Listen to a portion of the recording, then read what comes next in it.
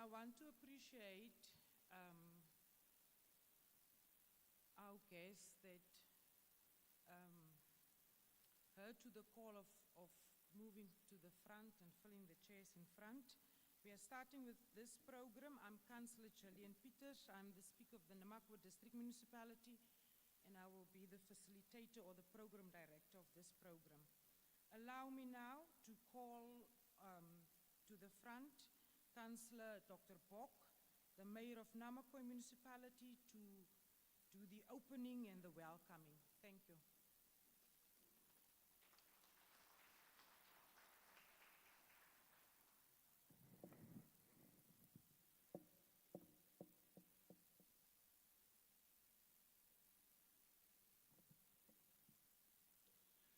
Thank you, Councillor Gillian Peters, for the welcome. I am Dr. Gustav Bok, and I am the elected Mayor of Namakwa Municipality. I want to formally welcome the following people to the Namakwa Municipal Region. Ms.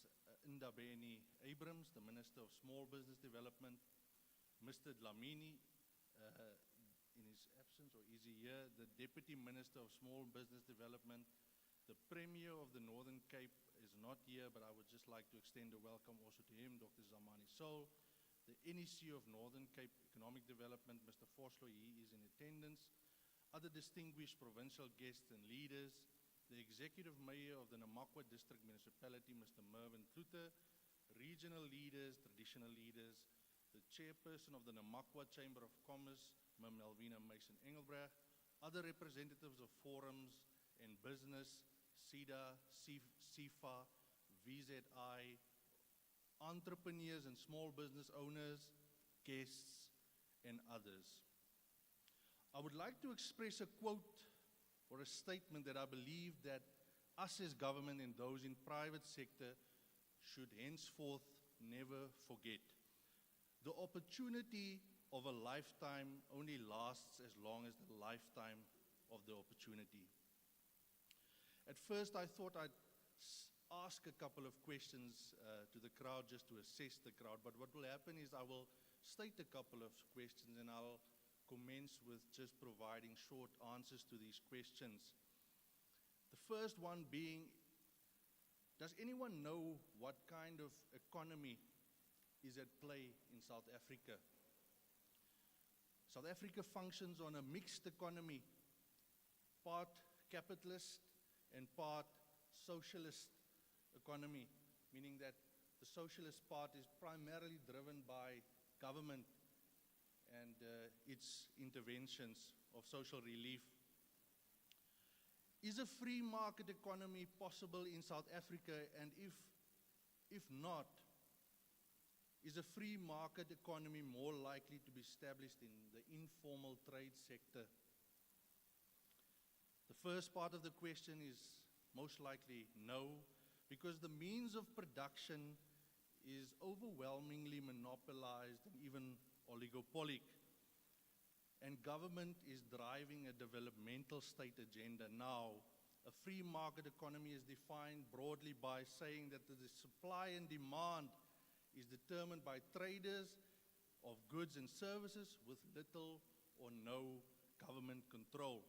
And because government is driving a developmental state agenda, meaning that they are the risk takers, and there are schools of thought saying that because government is risk takers, they should now also be rewarded for taking risks. The second part of the question is, can it be established in the informal trade sector? Yes, if they can seize and keep production, innovate around it, and there's no monopolies that can occur in this informal trade. Ideally, this will never happen because human psychology always have to go bigger and better. I am stating these questions because it is a known fact that rural economies are complex and have always been left derelict when the drive overwhelmingly. I think that the direct effect of these monopoly economies are beneficial. But what happens is when industry starts making big money, so-called slippage happens. Because big money always drives people and businesses to more urbanized environment. And having the means to make big money through skills and education and being unable to do so in rural economies always drives these people to more urbanized and first world countries, the so-called brain drain. The take-home message is that we should be careful who we give the keys to economic development in the province and in our rural areas. People have been talk shopping second economies for a long time in the rural areas, but they have failed to introduce these second economies. And the reasons being are complex and systemic. So what is the solution to our unemployment and poverty figures, especially in Namakwa and especially in rural South Africa? Well, it's complex and systemic, and it will require a Herculean effort by all spheres of society. One part of the solution is entrepreneurship and small business development by way of what we call dynamic capitalism. The actual definition is that this is the process whereby new and creative firms and businesses are formed and grow while old firms and businesses decline and fail. Our businesses here in Namakwa are in trouble, and we do not necessarily always need strategic planning anymore. We urgently need proactive interventions. This is why all the important people are here today to acknowledge the importance of small business development in the country and especially in our rural economies. And we trust that this roadshow will not be just another talk shop, but will lead to explosive change and initiatives. It is past time that we walk the talk. It is past time that we put our money where our mouths are. It is time to take these desperate entrepreneurs and small business owners serious and deal with the red tape and the bureaucracy. I've pledged my support to small business because I am a founder of a small business, and I will continue to do so. You all being here hopefully demonstrates that you will do the same. If we are serious about development in the rural economies, and especially in the Northern Cape, we will never forget this statement.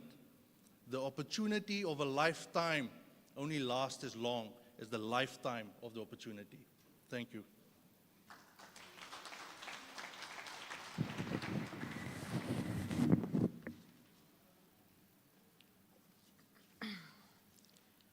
Thank you, Councillor Bok, the Mayor of Namakwa Municipality. Kan ons vir hom nog 'n hande klap gee asseblief?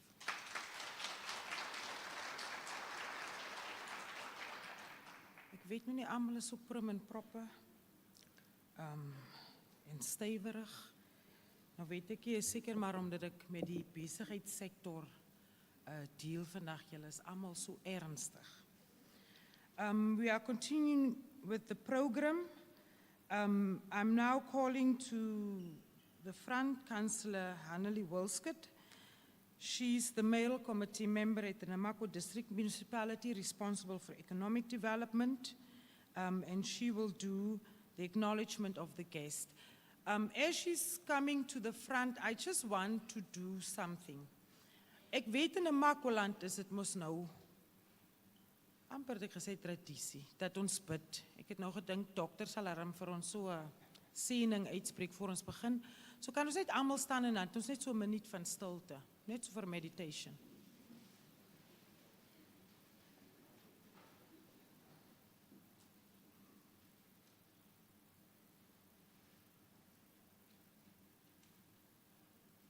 Baie dankie. Councillor Wilskut.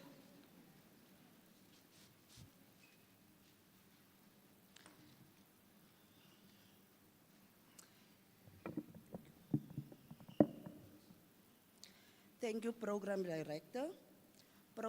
Program Director, I want to acknowledge the following guests present here today.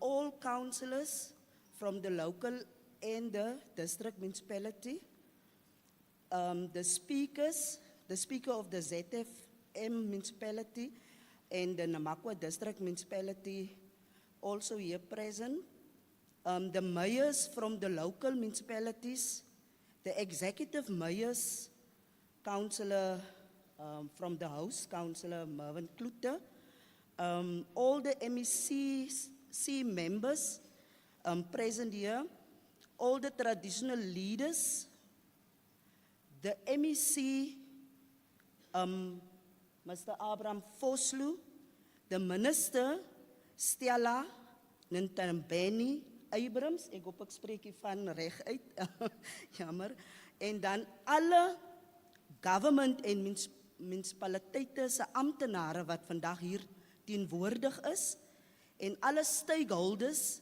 en private sectors. We acknowledge you all. I thank you.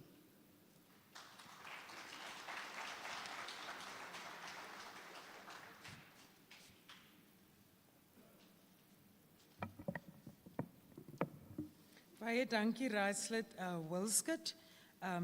Soos ek nou daar sit en dink ek aan hierdie quote wat die mayor van Namakwa maak van 'n opportunity is in a lifetime only last, what? Something like that. Engels het met die skip gekom, is nou nie my first language nie. Die crux of the matter, ek sit en dink daar, ek sal nooit weer hierdie opportunity kry dalk nie, as ek dit nou gebruik om die mayor van Namakwa te kabo nie. Jy sien mayor, ek focus op marginalized groups in die Namakwa District Municipality. Ons het nou 'n program waar ons focus om safe houses te establish of nou reg te kry vir victims of gender-based violence in the Namakwa region.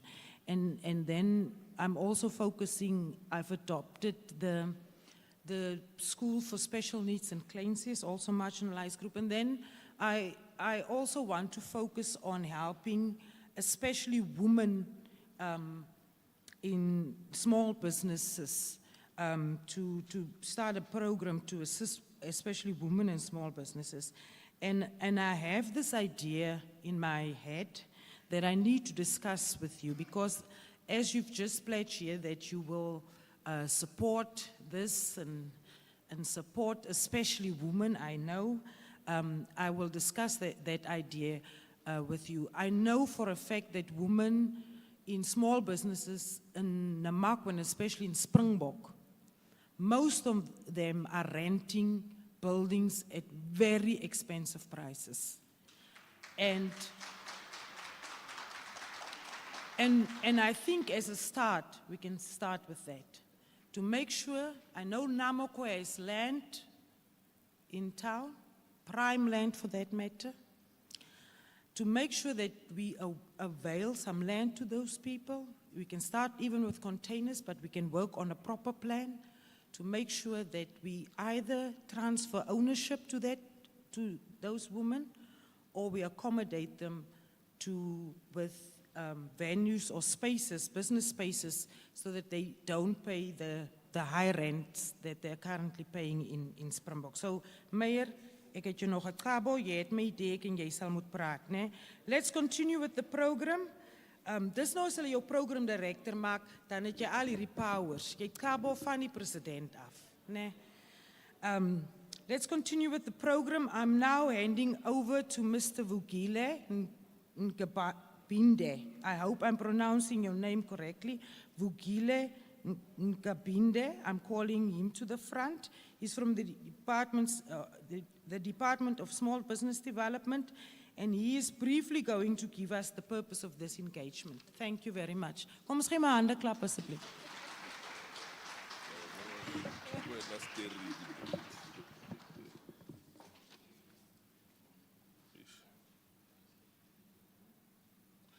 Ladies and gentlemen, good morning.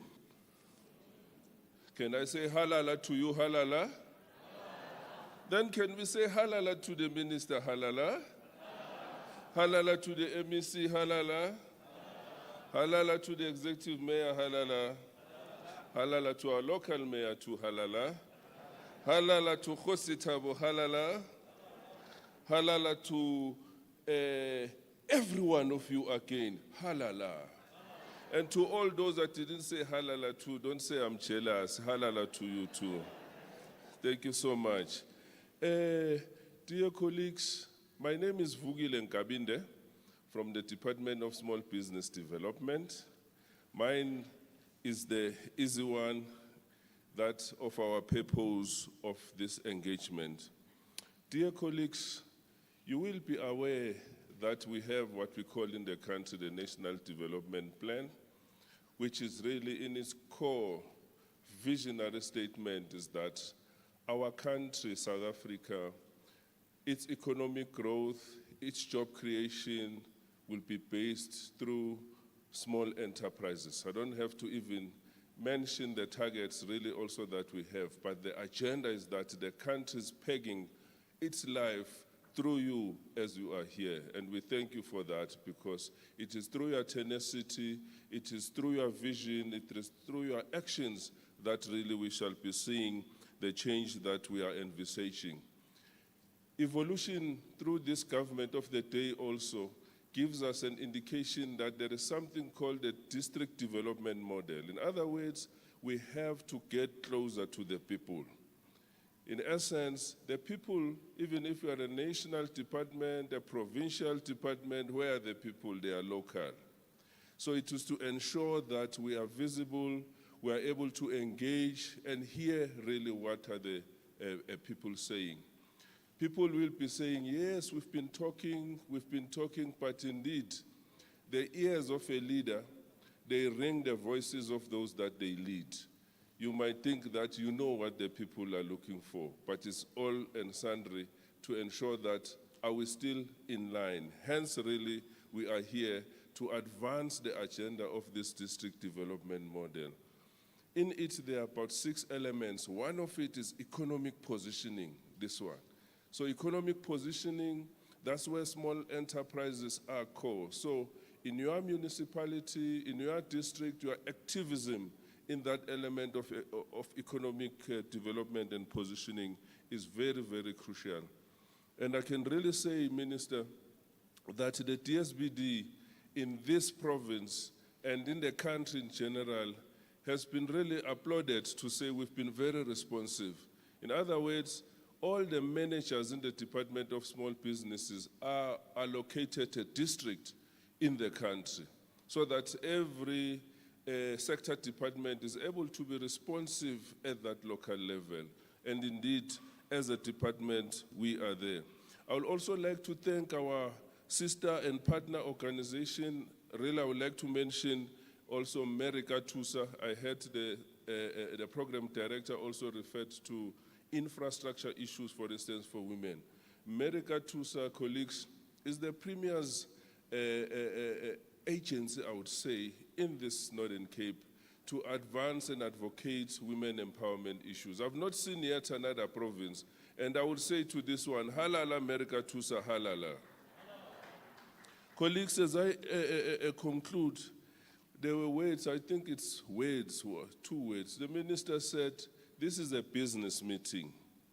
In other words, colleagues, of course, when there are these kinds of gatherings, our challenges, our issues can be beyond just the business component. We will really kindly ask as we engage that we try and focus our questions, our comments within the context of the day. Yes, it might happen that my dogs, always when they are sick, I don't have a clinic next to my location. It is important. But just for this sake, we are kindly going to ask if our engagements can be within the context of business-related issues. Colleagues, you've got programs in front of you. There is a theme that is there. That is the core purpose also of us to be engaging because we want to advance that. That is unlocking opportunities for SMMEs and cooperatives for economic growth and job creation. And how then do we do that? Because I would not necessarily say all the programs here. We've got these two agencies that are the family of this department. That is SEDA and SIFA. SEDA doing what we call non-financial support services. That is the Small Enterprise Development Agency. And SIFA, the Small Enterprise Finance Agency.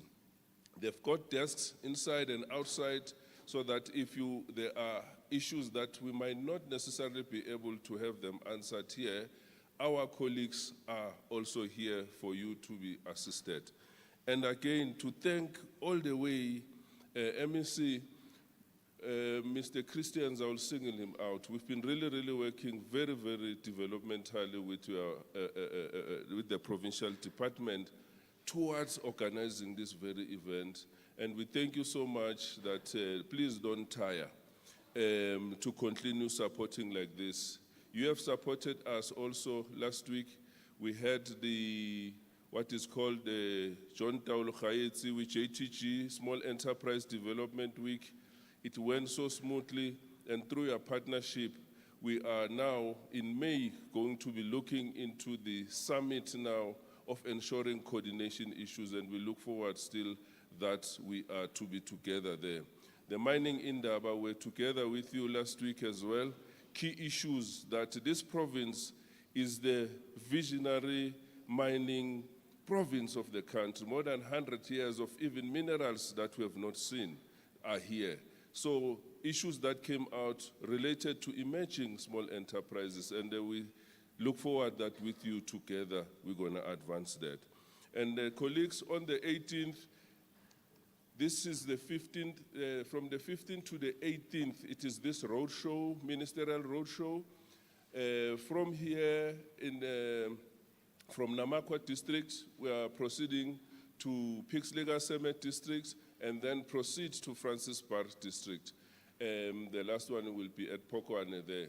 However, in the evening, that is from 6 to like 8 o'clock, especially for stakeholders, it's what we call a provincial dialogue, because some of the districts we did not visit, but then the key stakeholders then will be there. Dear colleagues, again, I'm saying halala to you, halala. Please, let's engage. Thank you so much, Program Director and my leaders. Bye-bye.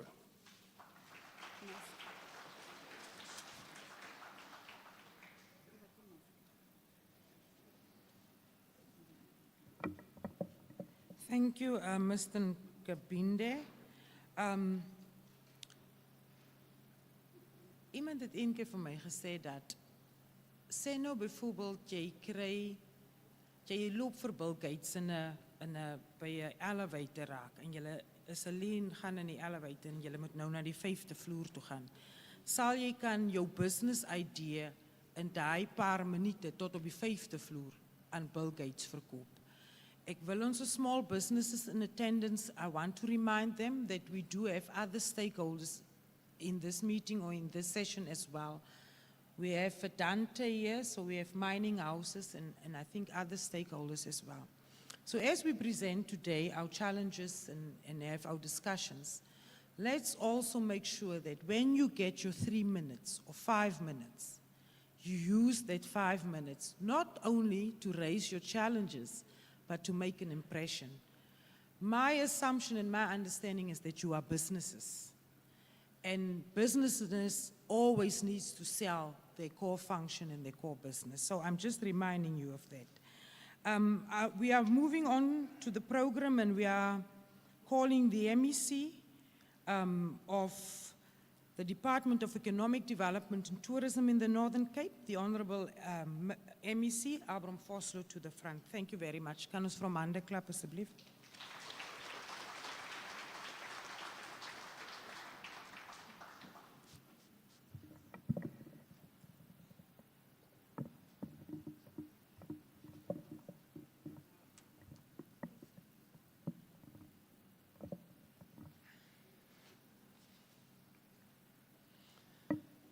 Goeiemôre gemeenskap van Concordia in Namakwa. As maar nou 'n swak groet hy. Goeiemôre gemeenskap van Concordia in Namakwa. Goeiemôre. Ja, nee, lyk my die Engels maak dat ons nou nie vanoggend kan nou lekker kan met mekaar praat nie. Ja, as die speaker van die distrik ook Engels praat, dan moet jy weet hier's probleme. Please allow me to do the following in English. Allow me to first and foremost acknowledge the presence of our Minister, Stella Ndebeni Abrams. You are very much welcome to the Northern Cape, in particular to Namakwa.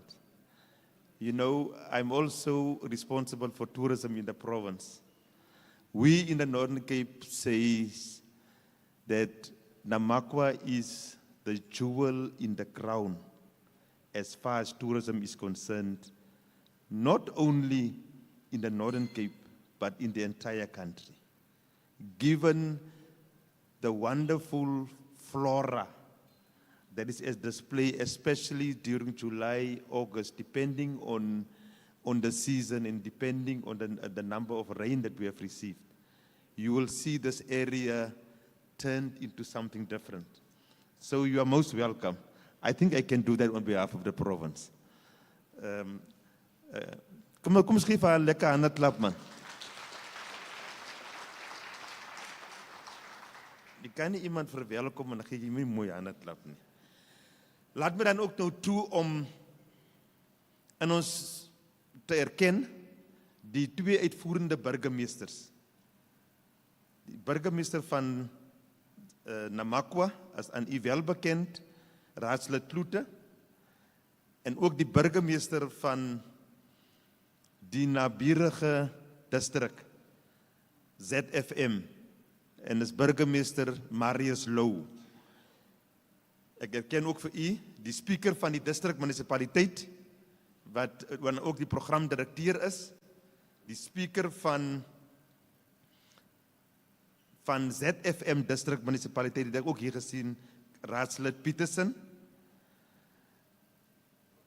Die burgemeesters van plaaslike municipaliteite, ek het die burgemeester gesien van Richtersveld, en ook dan die burgemeester natuurlijk van Namakwa municipaliteit. Raadslede teenwoordig hierso, leiers van besighede in die Namakwa distrik, in besonder klein en medium besighede. Amper begin dans ek sommer nou. Moet nie daai fout maak nie man. So laat my eerstens toe om te sê goeiemôre. Ek dink dit is belangrik om eerstens te begin deur te sê baie dankie aan die minister dat sy die program hier na die Noord-Kaap toe uitgerol het. En hierdie program strek oor 3 distrikte.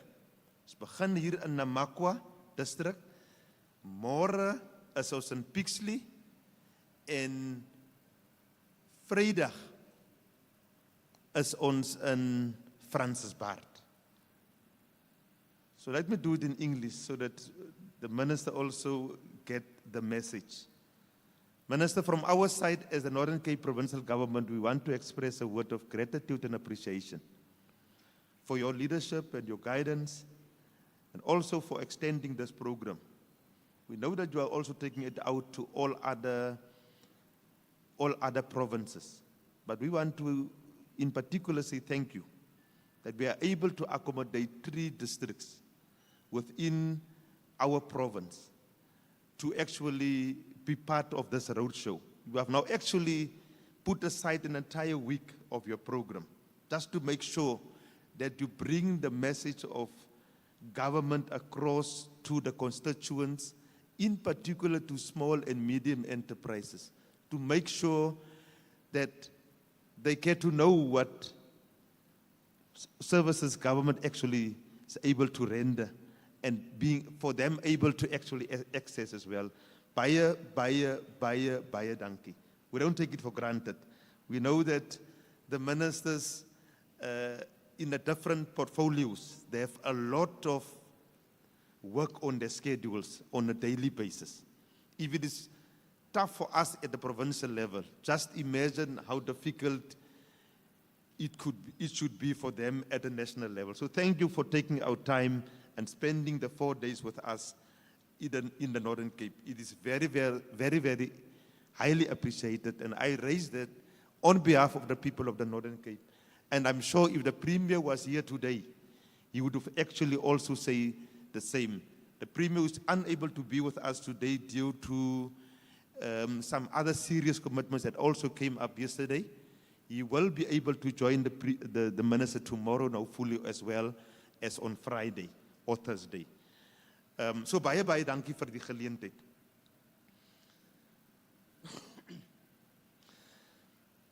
Kom ons gee vir 'n lekker handeklap vir die dinge vir die program wat uitgerol is. Nou ek dink aan ons almal is dit bekend dat ons ekonomie is getref in 2020 deur die COVID-pandemie. En al die sektore, publieke sektor sowel as die privaat sektor, was hewig deur die maatreëls wat saam met COVID-pandemie gaan geaffekteer. Besighede was gesluit vir wat ons noem die hard lockdown periode. En niemand kon besigheid doen nie. Maar so ook was die publieke sektor direk geaffekteer, want skole was gesluit en regeringsdienste was in 'n groot mate nie beskore vir die publiek nie. In besonder was die toerisme sektor direk geaffekteer. Want soos wat die vlakke verlaag het, moes die toerisme eers wag tot op die tweede vlak om te begin om besigheid te kan doen. En nou dat ons op vlak 1 is ons in 'n beter posisie om die toerismebedryf tot sy reg te laat kom. Maar in die proses waarvan ek praat is van 'n periode van 2 jaar. In die proses het baie besighede ondergegaan. En ek praat nie net hier van die toerismebedryf nie, ek praat van besighede in die algemeen. Nou as dit moeilik was vir die gevestigde besighede om kop bo water te kan hou, was dit meer nog baie sleg vir die klein en medium besighede. En daarom 'n geleentheid soos hierdie van vandag, waar die regering aan besighede kom sê, maar hier is geleenthede ten opsigte van finansiering, hier is geleenthede ten opsigte van opleiding, hier is geleenthede wat die regering beskikbaar stel. maak seker dat u hierdie geleenthede toegang tot dit kan kry. I must also take this opportunity, Minister, to indicate that during the COVID pandemic period, there was a relief fund that was available across the country. In the Northern Cape, we were able to assist more than 40, I think it's about 43 businesses were able to access the funding that was available. Natuurlijk stem ons nie saam dat die getal is die getal wat ons graag sou wou sien. Ons sou graag in die Noord-Kaap wou sien dat die getal van 43 meer as 100, selfs 200 sou wees. Maar daar is mos nou neergelegde kriteria waar volgens die geld geallokeer was. En daar was nie 'n manier dat ons daardie kriteria kon oorskry nie. En die ongeluk is dat baie van die besighede het ongelukkig nie gevoldoen aan die kriteria wat daar gestel was nie. They could not, Minister, access, many of the businesses in Northern Cape could not access the benefits relating to the COVID pandemic relief funds, simply because most of our businesses were not compliant. So that is why from the side of the provincial government, we have actually embarked on a process of assisting SMMEs to be compliant in a variety of areas. And that has been, in fact, the major stumbling block. And that is why we've actually now introduced a program to make sure there is a continuous support in relation to not only training, but to deal with the issue of compliance. So baie van ons se klein en medium besighede is nie ten volle compliant met die regulasies nie. En ons wil seker maak dat vorentoe daar 'n deurlopende program ontvou sodat ons kan seker maak u in 'n posisie kan wees om u besigheid dan nou te alle tye slaggereed te hê vir geleenthede soos die wat vandag hier deurgegee sal word.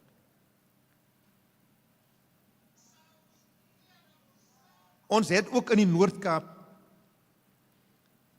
'n program gehad wat ons genoem het die EGDF, die Economic Growth and Development Fund. Is 'n fonds wat beskikbaar was spesifiek geskep vir klein en medium besighede. Die bedoeling van die fonds was om seker te maak dat klein besighede doen aansoek, kry toestemming, voldoen aan die maatreëls, kry toestemming en kry dan ook die fondse en maak seker dat die fondse word korrek aangewend.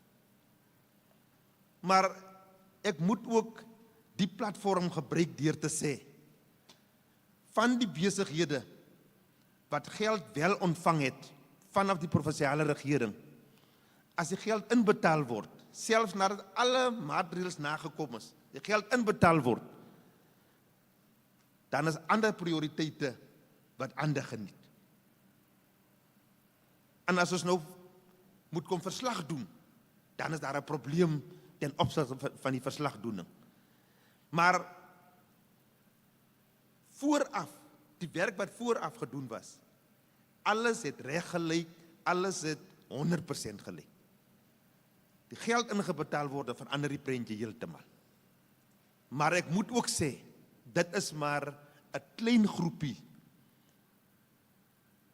Meer as 80% van die besighede wat geld van die Noord-Kaap regering deur daardie fonds gekry het, het die geld produktief aangewend. Waarvan ons vandag kan sê, daardie besighede, was dit nie vir COVID nie, sal ons ten minste met meer as 90% van hulle nog gestaan het. Ons kan nou vandag praat van ten minste slegs 70% van hulle is nog steeds in besigheid. Want die besigheidswêreld, soos jy self weet, is 'n wêreld waarin die kompetisie baie moeilik is. So ons het as regering teruggegaan en gesê, wat is dit wat ons moet doen as provinsiale regering? Om weer eens geleenthede vir klein en medium besighede daar te skep. En ons het een van die agencies van nasionale regering ingetrek en met hulle gaan praat en gesê, ons het slegs as die Noord-Kaap regering, gegeewe ons begroting en gegeewe ons prioriteite wat ons vir onsself daar gestel het. En ons prioriteite as regering in die Noord-Kaap is onderwys en gesondheid is ons hoofprioriteite. En dan al die ander prioriteite is ondergeskik aan ons apex prioriteite. So ons prioriteite bepaal ook uit die aard van die saak waarin ons hulpbronne dan geallokeer word. En ons het as departement en as provinsiale regering met National Empowerment Fund, die NEF, 'n ooreenkoms aangegaan en 'n nuwe fonds geskep. En die fonds noem ons die departement ekonomiese ontwikkeling en die NEF. Ons noem dit 'n blended fund. Want hierdie fonds maak voorsiening van 'n gedeelte is geld wat jy net gegee word. Die ander gedeelte is 'n gedeelte van 'n lening. Want ons wil seker maak dat hierdie fonds volhoubaar word, sodat dit, as dit in die eerste ronde 30 besighede kan help, dan wil ons seker wees dat 'n gedeelte van die geld word terugbetaal, sodat dit volhoubaar kan word, sodat ons andere ook kan help, sodat die 30 wat ons in die eerste ronde moontlik sal help, dat ons dit sal verdubbel na 60 toe, na 90 toe, na 120 toe en so voort. So daarom moet u hierdie geleentheid ook nie verby laat gaan nie. Want u sien, ons moet ons nou gereed kry. En daar's 'n rede hoekom ons in Namakwa begin. Daar's 'n rede hoekom die provinsiale regering in Namakwa begin. En spesifiek met u interaksie het. En wat is die rede? Die rede is baie eenvoudig. In die volgende 5 tot 10 jaar sal Namakwa distrik, meer besonder die Rigtersveld munisipale area en die Namakwa munisipale area. Die is die Namakwa nie, die een net langsaan? Kaima. Maar Namakwa ook is die 3 munisipale areas wat groei, ekonomiese groei in die volgende 5 tot 10 jaar op 'n skaal sal sien wat ons nog nooit in die Noord-Kaap gesien het nie. En waarvan praat ek hier? Ons praat hier van 2 projekte wat sal afskop. Een is alreeds in proses. En die een waarvan ons praat is die SEZ ontwikkeling wat by Aggeneys, by Gamsberg myn alreeds in proses is. Die SEZ toekenning is nog die lisensies nog nie amptelik toegeken nie. Maar die myn is alreeds in volle operasie. Maar die provinsiale regering het saam met die ankerinvesteerder wat Vedanta is, gesprekke gevoer en prosesse gehad en verskillende vergaderings gehad en seker gemaak dat ons 'n area afbaken waar investering en belegging kan plaasvind in verskeie sektore. En dit is 'n ontwikkeling wat ons graag in die volgende maand of 2 is ons antisipering dat ons van nasionale regering toestemming sal kry, sodat ons die lisensie kan kry vir die SEZ. En daar sal groot geleenthede vir u as besighede van Namakwa, as plaaslike besighede uitkom. So dit beteken, as besigheid sal u vir u dienooreenkomstig moet rad, nie net in terme van compliance verwante aangeleenthede nie, maar ook ten opsigte van om u gradingsvlakke reg te kry, ten opsigte van watter geleenthede is daar wat by die SEZ sal uitkom. En hoe sal u te werk gaan om u eie besigheid te bemark, u eie besigheid te bevorder, u eie besigheid te ontwikkel. Dis nou een geleentheid wat daar so is. Die volgende geleentheid,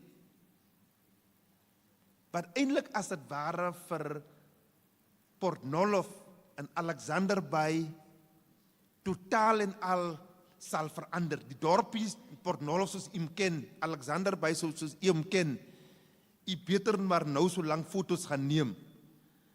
Dan kan u sê, voor die ontwikkeling hier gekom het Port Nolloth so gelyk. U moet hy foto's gaan hou van. Ek sê vir u, in die volgende 10 jaar, kan u 'n ander foto kon neem. Dit sal nie dieselfde weer wees nie. Want die ontwikkeling wat daar gaan wees tussen Port Nolloth en Alexander Bay, sal daar 'n Boegoebaai ontwikkeling plaasvind. Nou die Boegoebaai ontwikkeling het jy al baie van gehoor.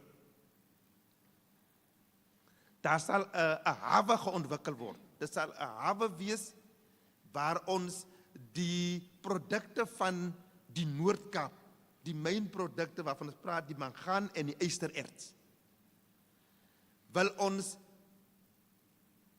uit jou Sishen Katu area, die ooste van onze provincie, wil ons daarvan dan vervoer op spoor, op die treinspoor, na die hawe toe en daarvan dan uit na al die ander lande toe, China en al die ander lande toe waartoe hulle gaan.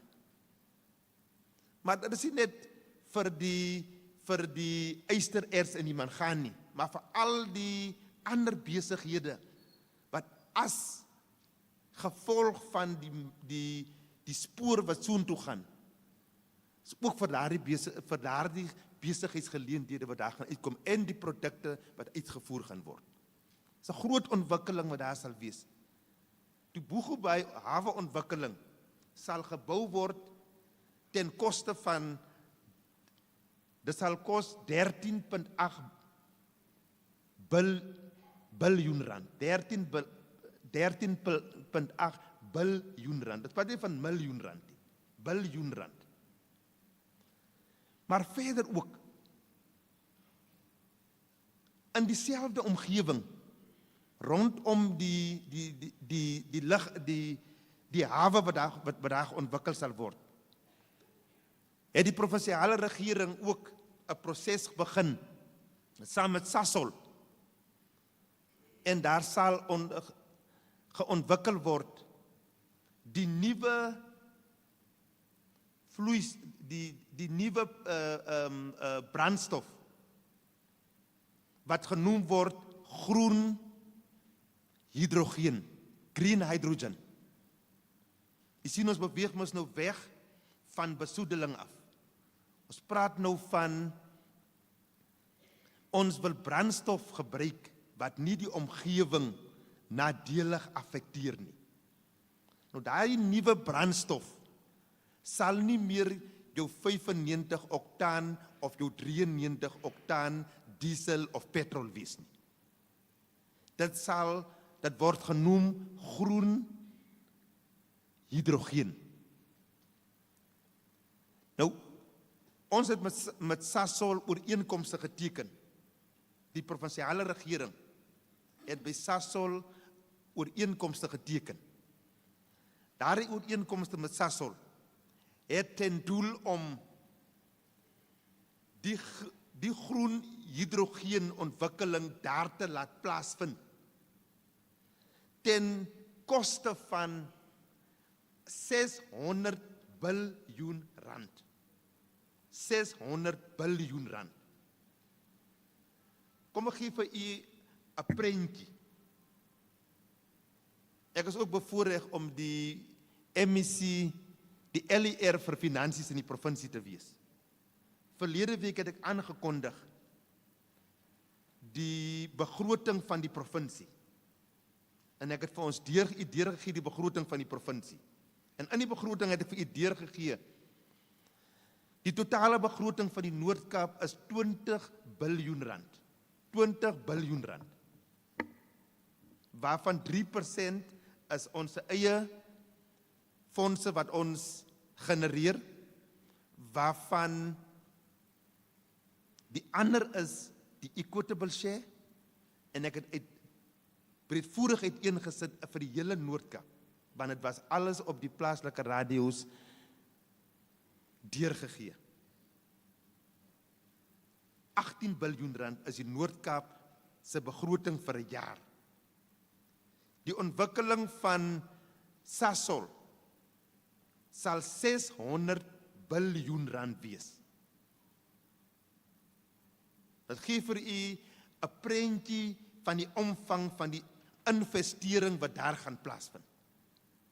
Dit beteken klein en medium besighede sal uiteraard van die saak 'n bietjie moet navorsing doen.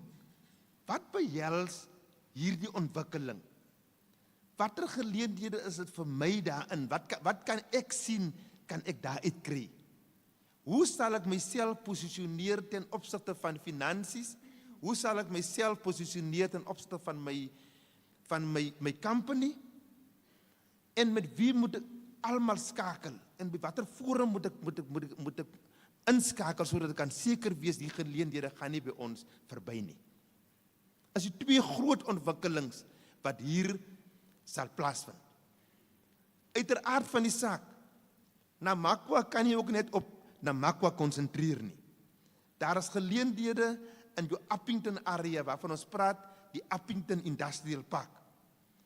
In Katoo praat ons van die Katoo Industrial Park. In De Aar praat ons van die logistical hub wat in De Aar gaan wees. Want De Aar is die punt waar die verskillende treine altyd by mekaar gekom het uit die verskillende punte uit die land uit.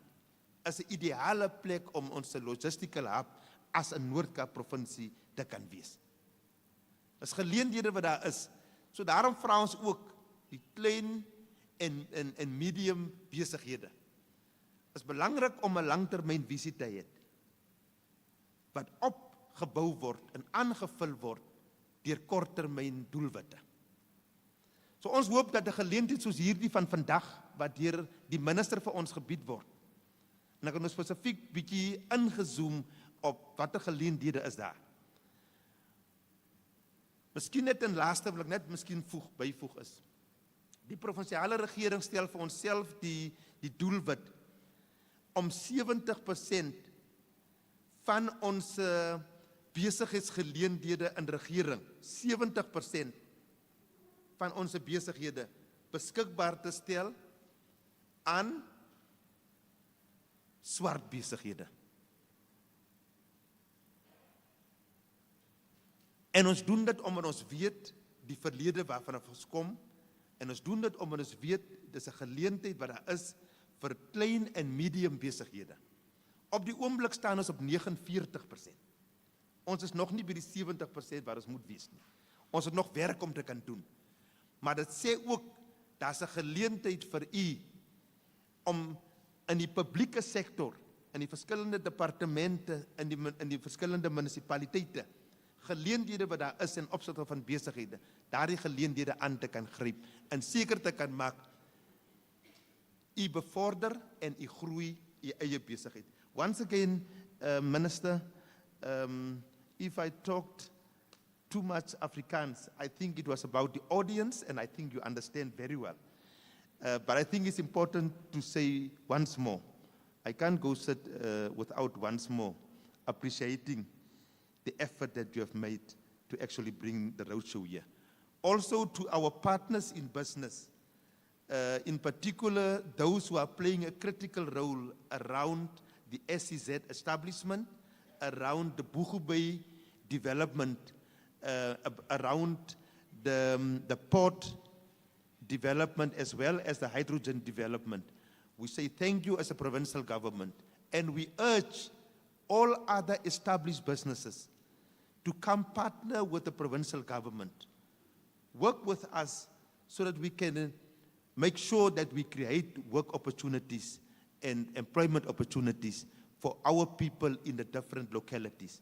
You can sit down with Vedanta, you'll see the breakdown that they give you about the work they've been able to do with the municipality, the work they've been able to do in the different communities, the work that they've been able to do with your SMMEs.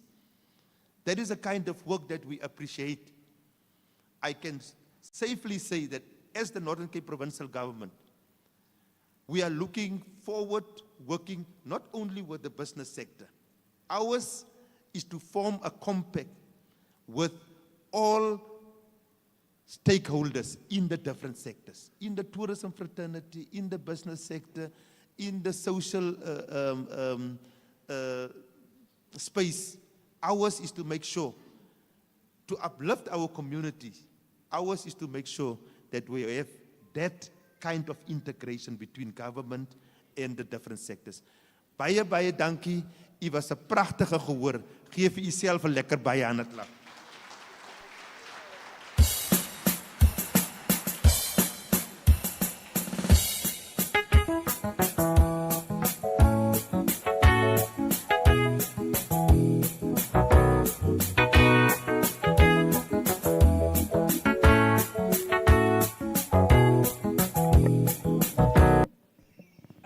Kom ons gee weer die MEC van ekonomiese ontwikkeling 'n handeklap.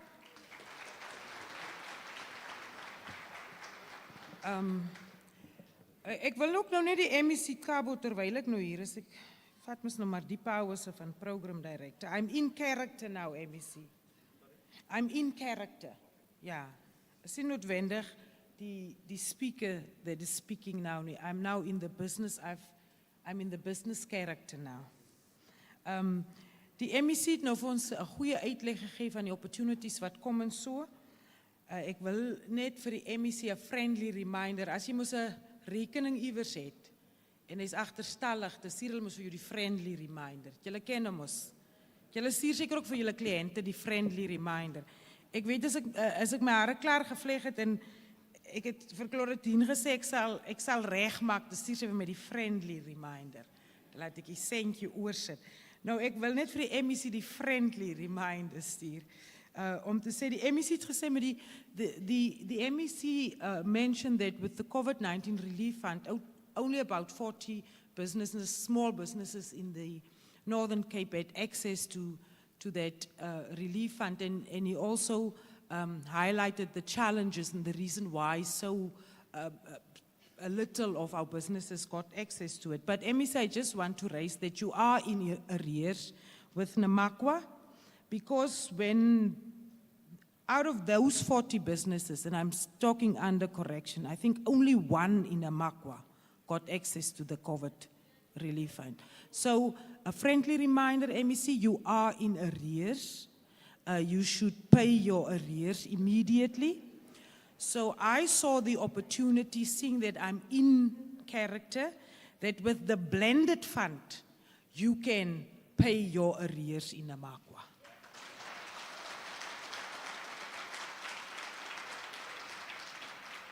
Is net 'n friendly reminder. MEC is nou nie soos die speaker wat nou praat, is nou soos die program director. Nee, so as ons nou hier weggaan is ek weer die speaker. Maar baie dankie, MEC, ons gaan aan met die program. Ons gaan nou discussions het. En ek dink Mr. Nkabinde het net nou aangedui dat sien dat die 'n business platform is. And the minister has also raised this fact in our briefing session to say that this is a platform for small businesses to engage, and we should treat it in that matter. It's a business meeting. Sy wat seker nou seker maak dat ons sê is a community meeting. Ons praat vandag oor alles. So let's focus on the reason why we are here, and let's have a to the point, managing our time, a business meeting. So we are moving on the agenda, and I'm calling Councillor Wilskut, and we are now having the facilitated discussions. I want us to have it in an orderly manner. She will conduct the session. I'm giving her half an hour to have the discussions. The reality is not each and everyone is going to be able to raise everything today. So I'm giving half an hour to 45 minutes max, but half an hour for the facilitated discussions. I want us to manage our time, seeing that we are businesses. So when a speaker gets an opportunity to speak and raise something, let's be to the point. Also important is that we listen, so that when a speaker raises something and you have the exact same thing that you want to raise, then it's not necessary to raise it again. So moet nou nie, as ek nou oor die arrears van die MEs en die COVID relief fund, hy weet nou hy moet die arrears betaal met die blended fund, en hy het mos nogal commit vir ons almal. En hy moet ook nou nie laat die executive mayor van ZFM, die MEC's mos van ZFM, né? Hy moet nou nie dat die executive mayor is ons hier uit by Concordia ry, dis sê hy moet nie die speaker en Namakwa se mense ernstig opvat nie. Jy start eers by ons. Hy moet mos nou nie dit toelaat nie. So laat ons net luister na wat ons ry, sodat ons nie necessarily herhaal nie. Van ons het die beautiful art om alles te herhaal wat ander mense sê, net in 'n ander way, né? So laat ons nou net mooi luister. So I'm handing over to Councillor Wilskut, then I can take a small break to have the facilitated discussions. As she's preparing, kan julle net vir ons so 'n klein treffertjie speel. Hulle het gesê ek moet songs in between speel. Ek het gevra, is dit live optrede? Toe sê hulle nee, net so deur die speaker. So net so vir 3 sekondes, so 'n treffertjie, en dan kan Rasit Wilskut vorentoe kom. Baie dankie.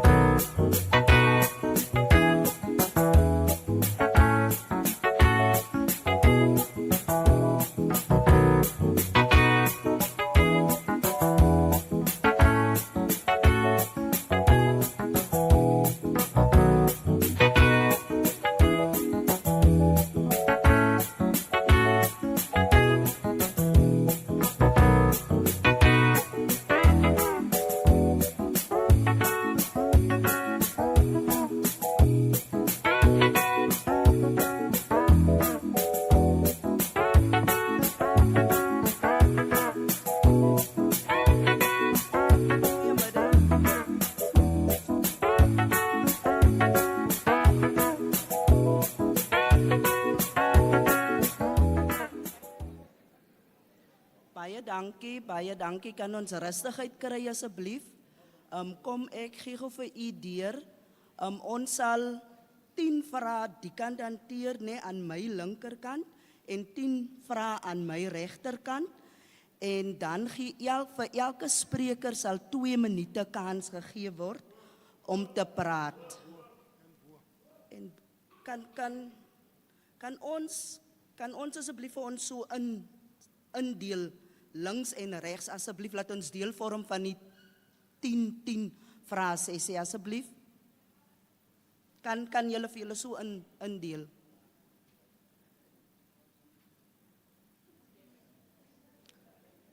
Ons het almal nou gehoor, nee, wat die uitgegaan het. Die vraesessie, dat ons het gebaseer hou op besigheidsbeginsels asseblief. Ons is besigheidsmense hier binnekant. Ons het die opportunity gekry om die minister hier te hê in die Namakwa area. Ons wil vir die minister ook baie dankie sê dat sy inkoop om small businesses te help. So asseblief kan ons eerste 10 hande, is daar miskien mense wat met die mics kan rondloop asseblief? Dankie. Ons eerste 10 hande aan die linkerkant. Daar is 'n dametjie daar agter. Is julle nou die is 1 2 3 4 5 6. As ek reg is, kan julle net opstaan, laat ons net sien wie is die eerste 10 name asseblief. 1 2 3 4 5 6. As ek reg is, sien ek 6 mense staan. 6 mense staan aan my linkerkant. 7 8. Is daar iemand aan die agterkant? 8. Ek het 8 mense aan die linkerkant.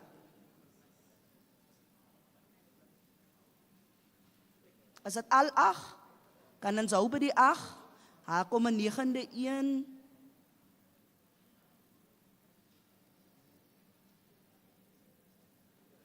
Is 9, daar is mics, daar is mics. Baie dankie, kan ons begin?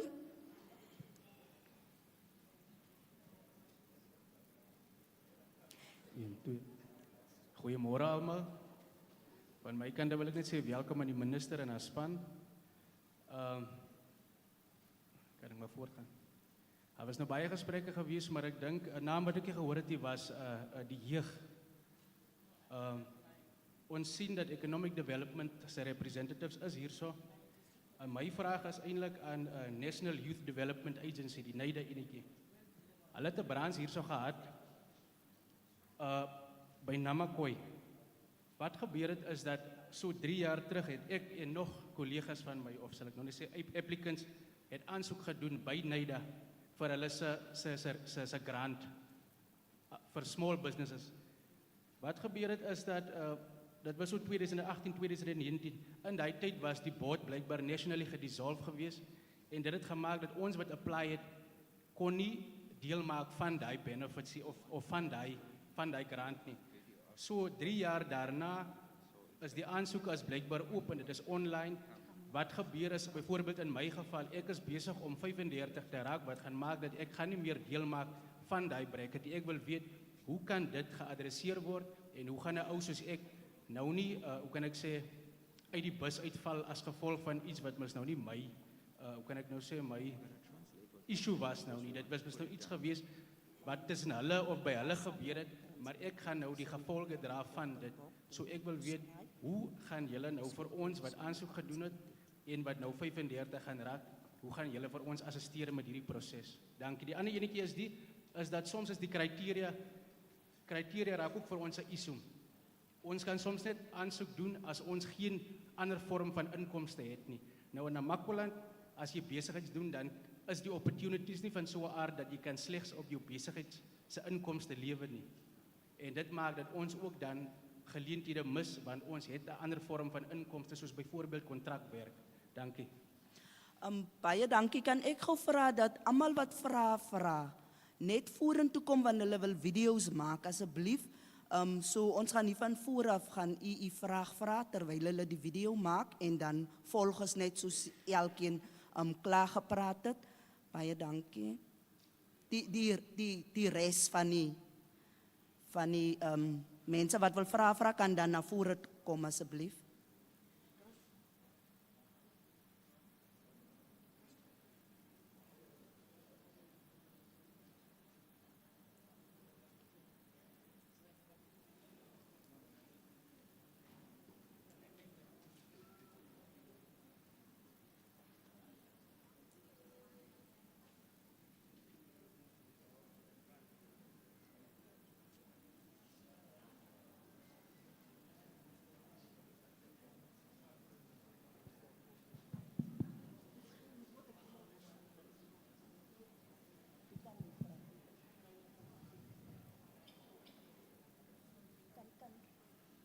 Goeienaand, ek is Gordon Young, ek is die founder van 'n sekuriteitsmaatskappy in Springbok, Roadshow Security.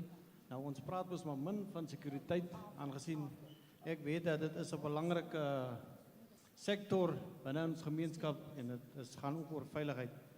As ek bekommerd om te sien, en ons is bekommerd om te sien dat ons het sekuriteitsbesighede in die dorp, maar lyk my nie ons word gehoor in Kimberley nie, want ons is ook compliant, maar as jy navraag doen oor jou dik tender dokument, waar jy vir jou R1000 vir die dokumente moet betaal en sorg dat dit daar afgelewer word, nie eens per e-mail nie, per hand, in 'n boks gegooi word of daar afgelewer, al die moeites doen, dan kry jy nie eens antwoord nie. Soos ons dorp sien in Springbok, is almal buitemaatskappye wat die groot kontrakte kry by ons staatsgeboue. En dit is ons bekommernis. Ons staatsgeboue pronk van maatskappye van Mpumalanga, Limpopo, Kimberley en Haver, buite Namakwa. So ek wil vra, wat doen ons om dit te keer? Ons is compliant, soos ek daar sê. Ons doen aansoek, maar ons kry nie antwoorde nie. Wat moet ek nog doen om kontrak of 2 te kry? Einde van die dag is daar werksmense wat ek moet in Provident Fund sit en al die tipe ding. En dit is, wat ek praat van die sekuriteitsmaatskappy, gaan dit lyk my, dit is duidelik by die konstruksiemaatskappye en oral in ons hele dorp in Springbok word ons oorval van buitemaatskappye. En ek het nie 'n probleem daarmee nie, maar ek is bekommerd dat ons self nooit compliant is volgens die amptenare daar wat in die dokumente sit. So ons wil duidelikheid kry en by navraag, as ek net gesê het, daar's 'n sertifisering wat nie reg was nie of wat nou, dit is onnodige goedjies daai.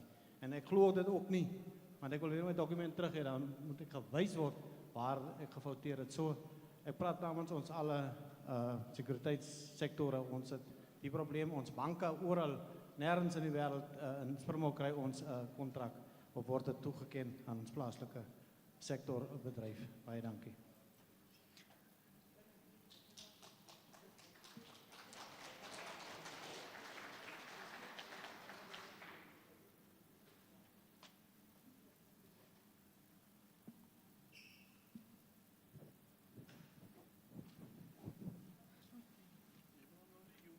Moet ek nou praat? Goeiedag aan almal. Ek is 'n vogelsang en ek kom van Port Nolloth af. Halleluja. Ek wil preek toe man. Prys die Here. Dierbares, ek het 'n vraagie en die eenvoudige vraag is ons wat so ver bly.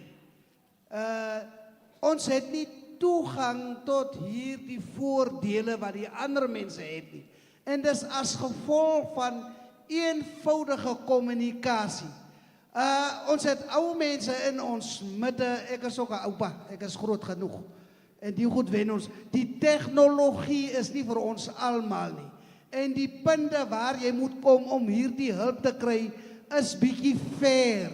Ek moet uit Port Nolloth uit Springbok toe kom om by Seda uit te kom. Ek weet nie waar moet ek vir sewe kry nie. En om deur die tegnologie te kry is nie so maklik vir my nie. Want ek het 'n selfoon, maar ek kan net sê yes en no op 'n selfoon. Die ander goed, jy moet goeder so op die selfoon invul. En om by hierdie goed uit te kom, moet jy by iemand gaan. In Portnolof moet ons by 'n boekhouer gaan om gehelp te word. Nou as daar iets is om vir ons almal hierdie goed te vergemaklik, laat ons ook net toegang kry. Ek weet nie hoe Engels julle dit nie, ek sal maar wegbly van die Engels af. Ons wil graag ook deel wees van hierdie mooi programme wat ons sien. Maar as gevolg van daardie kommunikasiegaping. My vrou het ek vanoggend gesê, moenie jy ry nie. Ek ry in jou plek. Laat ek gaan sê daarso iets wat vir my hinder. En hierdie iets hinder my. My vrou sukkel al presies 'n jaar om by 7 aansoek te doen. Dan is dit daar hierdie probleem, dan is dit daar SARS wat nie reg is nie. Een dokumentjie hou jou vir jare terug. Hoe kan julle vir ons so goed maklik maak, laat ons kan inkom ook in hierdie benefit wat die ander mense kry. Ons sien die ander mense wat hulp het, wat slim kinders het, wat hooggeleerde mense het, kom maklik deur, of die man met die sjaal. Maar die ander man wat ook deel wil wees van die besigheid, bly net daar waar hy is. Want hy kan nie eens ook die Springbok doen, hy kom by Sira uit te kom nie. Dankie, ek sal heel dag preek.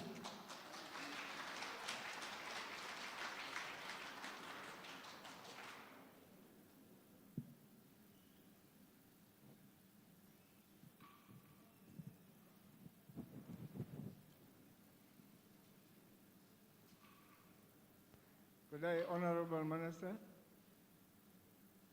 Stella Nkubani, Abrams. We thank you for this opportunity. I hope you will bring your comrades, the Minister of Health, the Minister of Transport, and the President also. Call them to this building. What I will say, you can understand Afrikaans. Okay.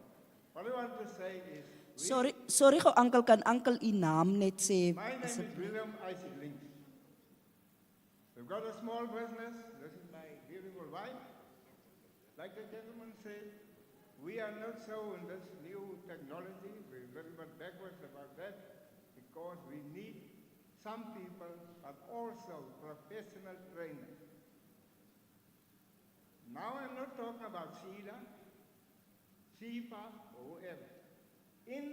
I've traveled, I've been a lot of meetings with the RTMC, with the ex-CEO Colin Ministerial. He's now in the RIF. So I've been to Pretoria, and in Pretoria and all that surrounding, they got that they call it BIs. You know, the business BIs for all our small business. In Springbok is a very expensive place, one of the most expensive places to hire anybody. You can talk, you can ask everybody, anybody. So we need that. I have spoken to Mr. Denton. Then he was the executive mayor of district, and also Bubu, pass on. There was a building between the school and Bosasa. That building was now last week demolished. They never came back to us. They said I think the land belongs to Namakwa. The building to the district. But now it's demolished. We wanted to have it for our officers. There's a youth yard there. We want to build our own training yard. I heard about what Jillian said. She was that time also in Namakwa. But what I want to ask you, direct, from Mr. Foslu, through you, make that building for us available. And the ground. Mr. Foslu, you are the Minister of Finance. Please, I'm begging you. With the gentleman next to you, my friend, I know he's straightforward. He brought something on the matter. Let this not be a talk show. Never ever again. Whoever is present today day. All these people there. That does, you know, Trump also said once, sometimes let one voice be the speaker for the unspeakable. That's all I want. And the health, Mr. Foster, the health also. I've got a mental son. His brother was a taxi driver, killed his brother right in front of him. In Cape Town, there is the facilities. There is the psychologists. There is the doctors. In the Northern Cape, Mr. Foster, I can tell you straight, there is no mental health place for our children. They only get the injections, they only get the tablets, there's no psychiatrist, there's no psychologist. I want to talk to you. Please, Minister, bring that to us. Thank you very much.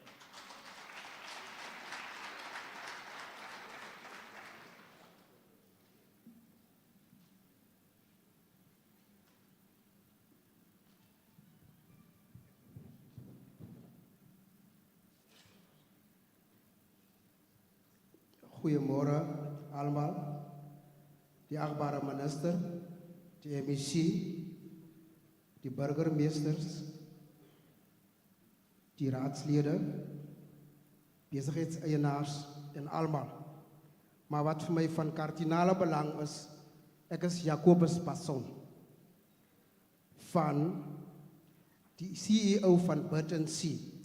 Maar wat voor mij baie belangrijk is omdat het in Namakwa is, wil ek toch net sê vir die minister, kay sê dat kera ayoto, nee die ko sari die kajnarma. Ons wil net baie dankie sê, omdat u vir ons besoek het. Then the next thing is that I am Jacobus Passon, the CEO of Burton C. It's an NPO. We are inviting the Hera International Award winner to the Northern Cape to empower women in business. We will give free training, and there is a challenge to the table in front, to 2,000 women in the Northern Cape for free, if the government gets on board. Then the next thing is that we are planning to bring this winner from the 1st of April to the 8th of April to the Northern Cape province. It's the first of its kind. What we do is, I'm busy working out a roadmap for her to make sure that we empower women, because when you empower one woman, you empower a nation. So what we mean in short is that I am also the national chairperson of SANPOTA in all 9 provinces in South Africa, which means it is SANPOTA, South African Non-Profit Development Association. And I have access to 24,000 WhatsApp groups. So in a click of an eye, can I reach even the SADC countries. So which means that we have accredited training and skills trainers with all the SITA and STIFAs, and we are willing to bring our part to contribute. And that's why I bring my partners to the Northern Cape. We want to build a nation, to build a woman. Thank you very much, in short.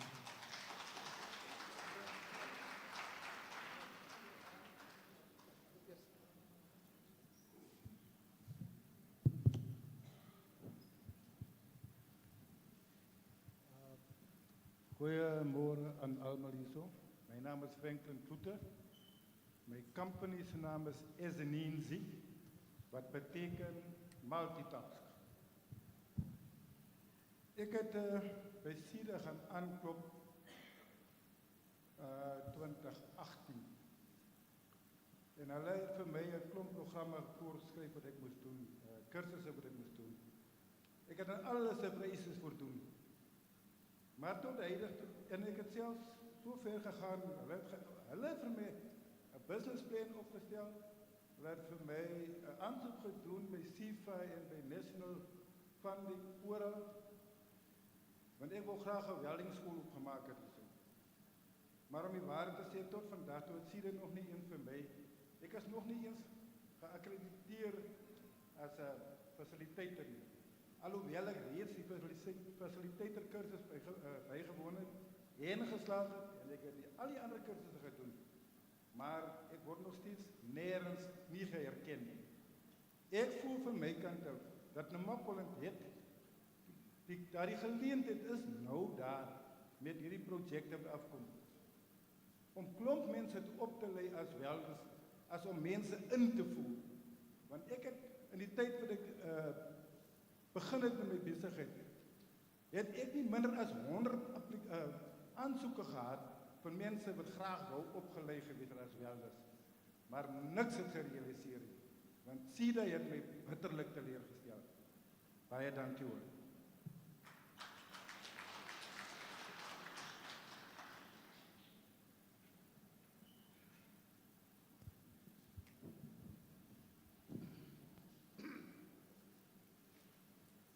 Good afternoon, ladies and gentlemen. Minister, I say thank you for you coming to Namakwa today. I'm Joe Daniels. I got a company. I'm one of the directors of a company, mechanical and electrical engineering. Also allow me to quote what the President gazetted regarding the district development model. He says, the district development model aims to improve coordination between national, provincial and local governments and between government and its social partners. So, and I'm also an active member of the NCC. NCC is the Namakwa Chamber of Commerce. So, for the businesses, the economic development is coming to Namakwa as such. We must prioritize ourselves as small businesses to get partnership and collaboration with the local government as well, and all our business forums. I will take, for example, for Namakwa SEZ, the Special Economic Zone in Aggeneys. Kaima, local municipality, the community is the host community. And we are from Namakwa. And in the past, when they built Gamsberg plant, we get problems to get employed there. Because if you're not Kaima, a local address from Kaima, or you're not a resident from the Kaima region, they don't employ us. They didn't employ us at all. Because you must get a permanent local address in Kaima. And I said to one of the forums there in Kaima the other day, listen here, this is Namakwa Special Economic Zone and not a Kaima Special Economic Zone. That belongs by the provincial government. So we will get involved with the forums in Kaima from Namakwa, from Namakwa side. And I just want the local government as well.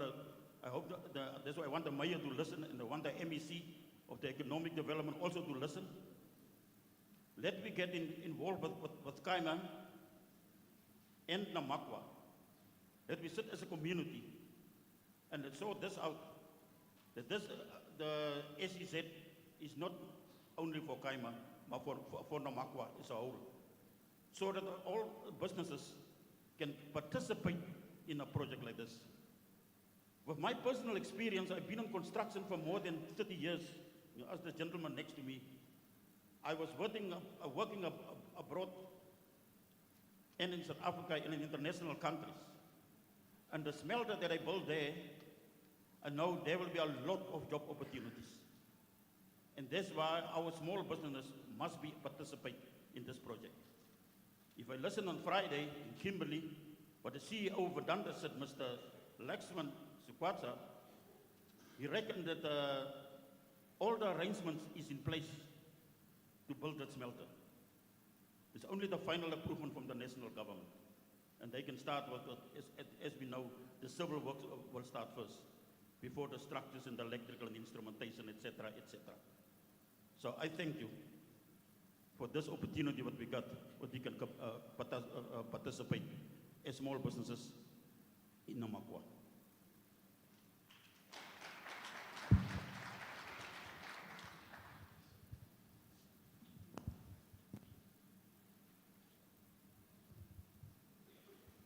My naam is Paul Lou.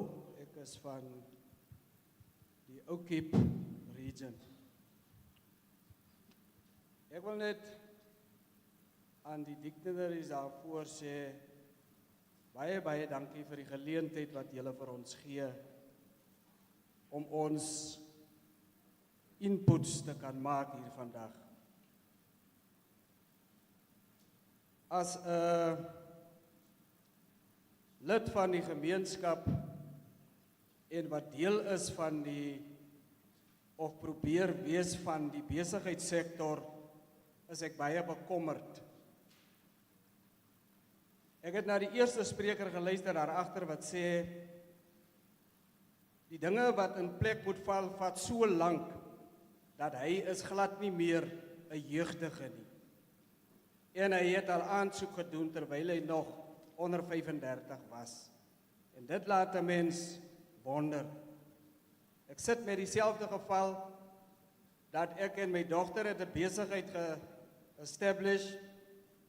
Sy is ook al oor 35.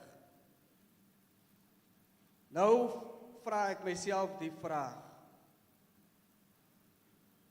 moet ons net praat of wanneer gaan ons skouer aan die wiel sit om iets te laat gebeur? Are we united? Of is ons verdeeld onder mekaar? Unemployment and poverty in hierdie Namakwa region is verskriklik hoog. Ek het een keer, Thabo Mbeki was die president van die land, en ons kom by een in die Liberasaal in Bersig. En ons moet ons verslae voorhou. En Mr. Mbeki sê vir ons daarna, toe hy inkom in die plek in, toe sien hy die armoede wat hier heers. En tog hou ons goeie verslae voor. Nou ek wil vandag 'n pleidooi lewer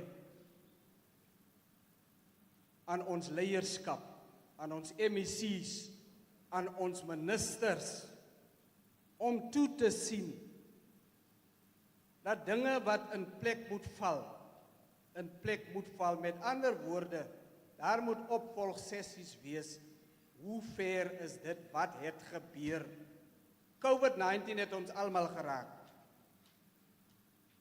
Ons het geen inkomste nie. Ek staan met 'n bewys dat ek 2018 aansoek gedoen het vir my dogter vir 'n permit om taxi te kan bedryf. Ons is goedgekeur by Santiago, die permit is goedgekeur. Tot op hede staan ek hier, aansoek gedoen vir befondsing. Tot op hede staan ek hier, ek het geen start-up capital om 'n voertuig te kan bekostig nie. Nou vra ek myself die vraag, kom ons elke jaar byeen om beloftes te maak, of gaan ons beginne om skouer aan die wiel te sit om poverty te alleviate? Die grootste probleem wat ons in die Namakwa streek het is, ons het nie befondsing nie. Dit is ons grootste kopseer wat ons mee sit. En daarom wil ek ook 'n pleidooi lewer, dat die leierskap wat verantwoordelik is om toe te sien dat ons start-up capital kan hê, moet dit vir ons daar stel. Want op die einde van die dag sal dit vir my gesê word, maar jy's mos op die swartlys. Hoekom is ek dan nou op die swartlys? Hoekom kan ek nie access tot befondsing kry nie? because some people has failed me. Ek het 2-3 jaar gelede aansoek gedoen vir 'n befondsing. Ek kan dit nie kry nie, ek moet my laaste sentjie vat. COVID het vir my ook hard geslaan. Ek het geen inkomste nie, maar ek moet elke dag oorleef. Ek het 'n proposal gerig aan die Namakwa, aan Namakwa munisipaliteit. Ek kom uit die vulle sektor uit. Ek het 'n proposal gerig aan die Namakwa munisipaliteit toe die vorige burgemeester nog daar was. Daar was beloftes aan my gemaak om die dorpe skoon te maak. Ek moet vir myself werk. Ek is grys. Niemand gaan my meer werk gee nie. Ek moet vir my gesin en my familie provide. Ek kan nie. Daar was aan my beloftes gemaak dat die proposal sal goedgunstig oorweeg word, want dit is 'n goeie proposal. Tot vandag toe het niks gebeur nie.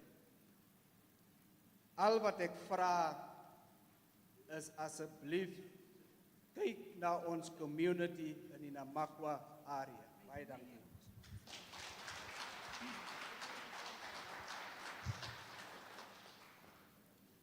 Die sprekers wat nou gaan spreek, wil julle asseblief net tot by die punt kom van u vraag.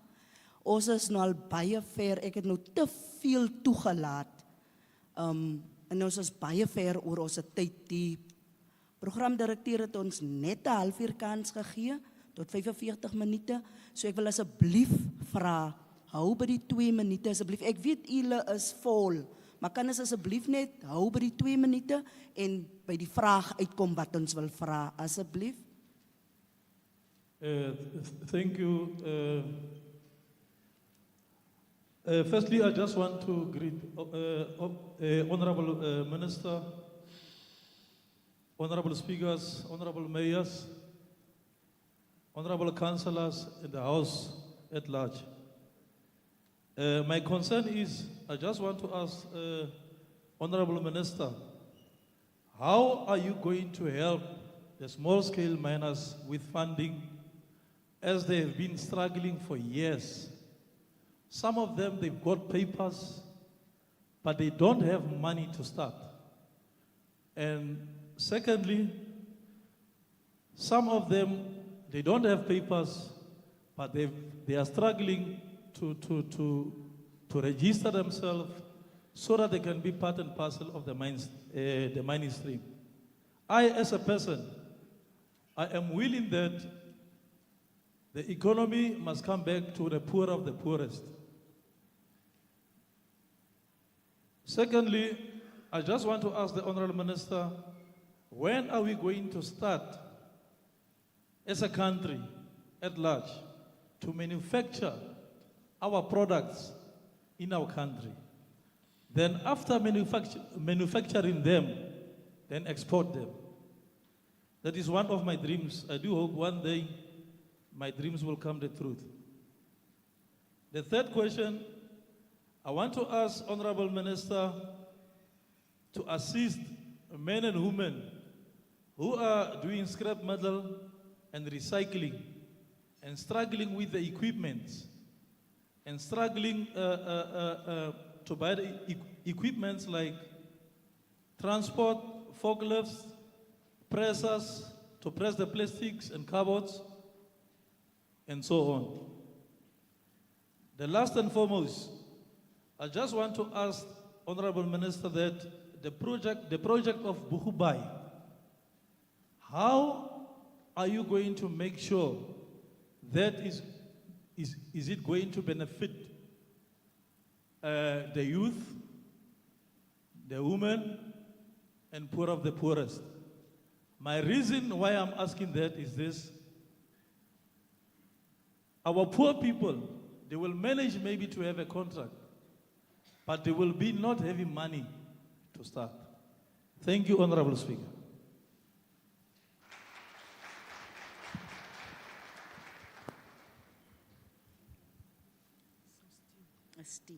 Akbar Minister, alle hooggeplaaste gasten aan die voorkant, dankie vir die geleentheid. Ek is Elie Julius, In my vorige leeftijd het ek gewerk by die Departement Ekonomiese Sake. Ek het nou 'n besigheid begin en ek voel nou die druk wat ander ervaar het toe ek hulle geadviseer het. MEC, ek wil net vra dieselfde vraag basis wat die vorige spreker gegee het.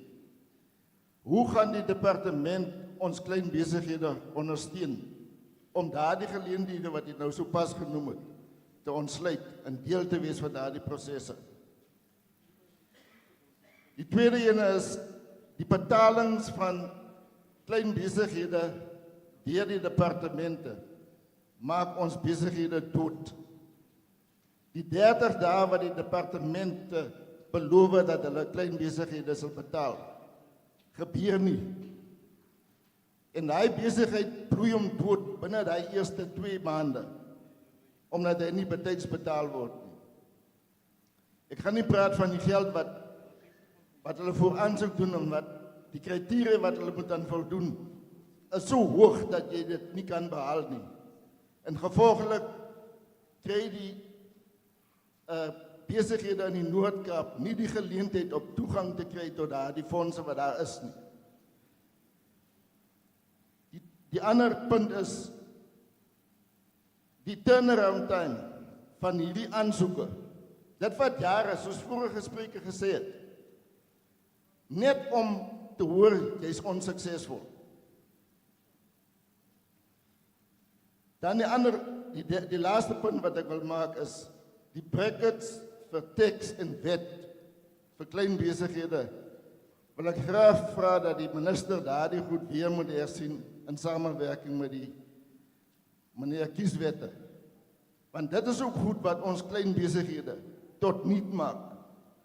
Sodra jy 'n bietjie geld bymekaar gemaak het, moet jy die wet betaal, jy moet die teks betaal en dat jy alweer nie geld om jou besigheid te bedryf nie. Baie dankie. Baie dankie vir die kant se 10 mense aan my linkerkant. Ons kan beweeg na my regterkant se 10 toe. 1, 2, 3, 4, 5, 6, 7, 8, 9, 10. Hou gou u hande asseblief, laat ons net gou weer sien. Ek dink ons is oor die getal.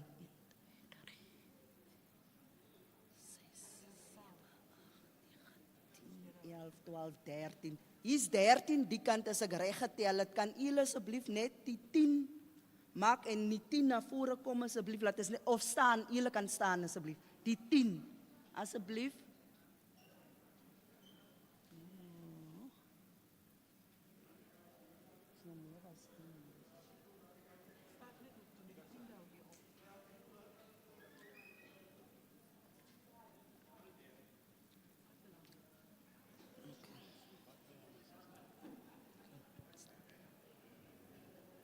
Good day, Your Honourable Minister, all the special guests and all my fellow men in business. I am Malvina Mason-Engelbrecht. I'm the chairperson of the Namakwa Chamber of Commerce, which represents over 40 businesses, small SMMEs in Namakwa. Then I'm also the founder of Ngwedi Molatlatladi. It's a training and development company.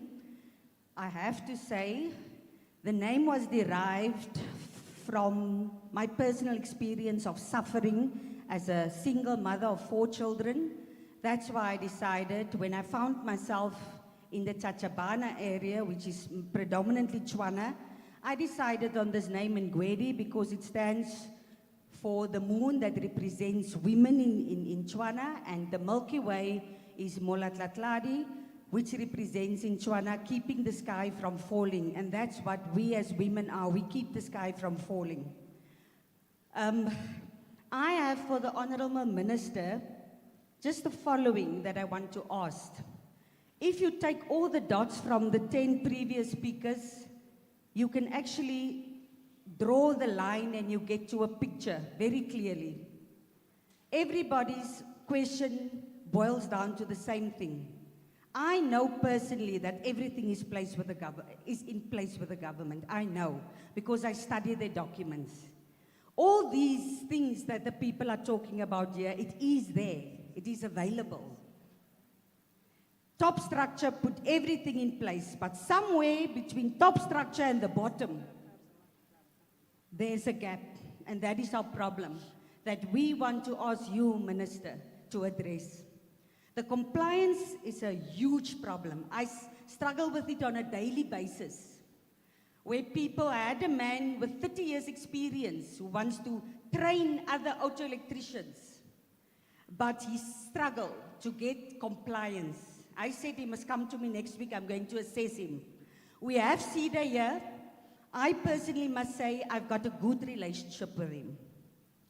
And they're always open and accessible. I also fight with them.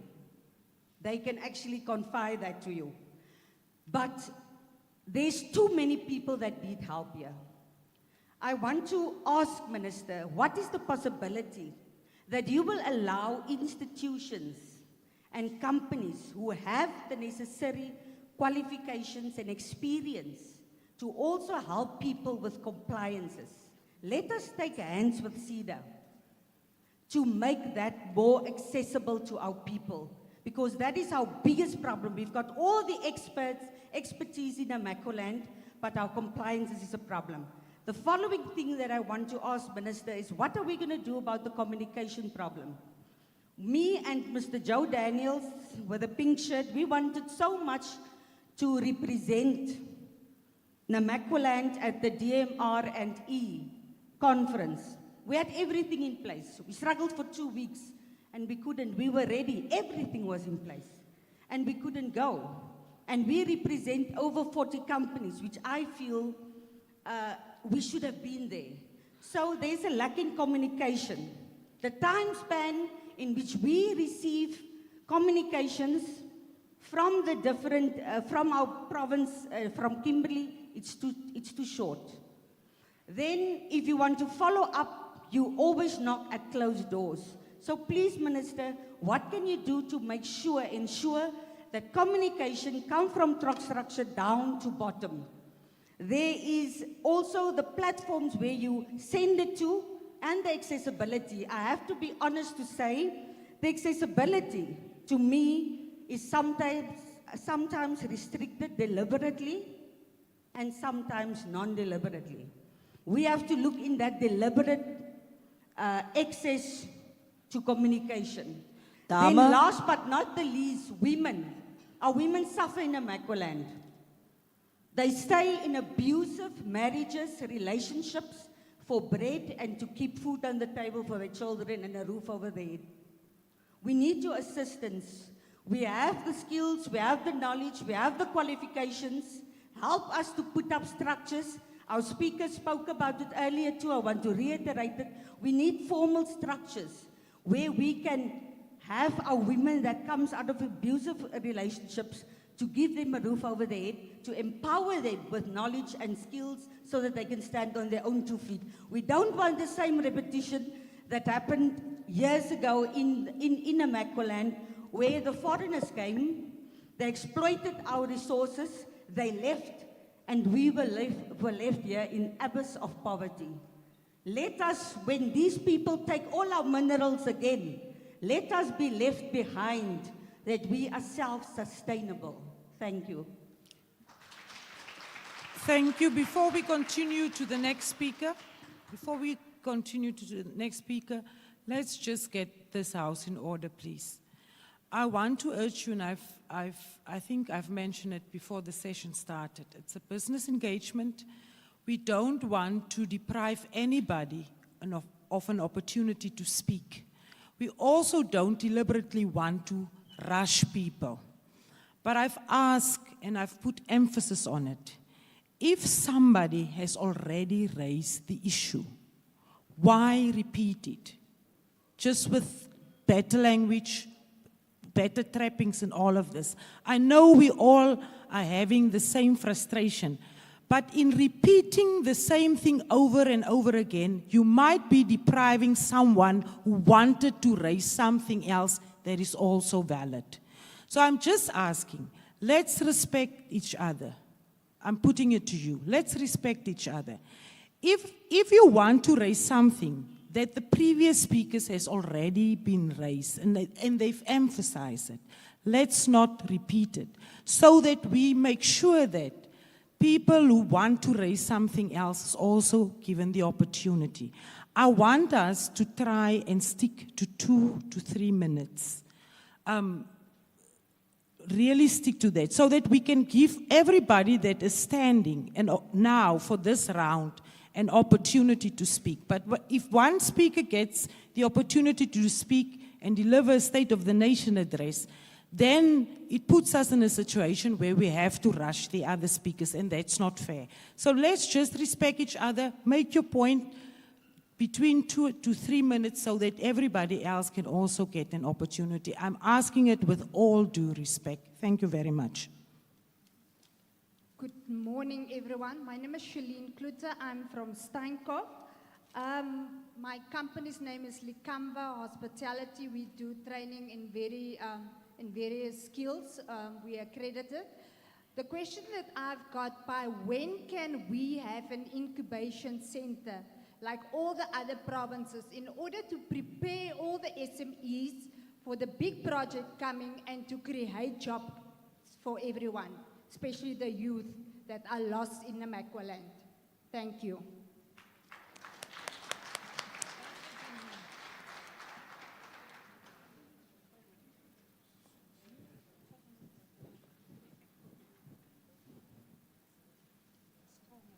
Good everyone.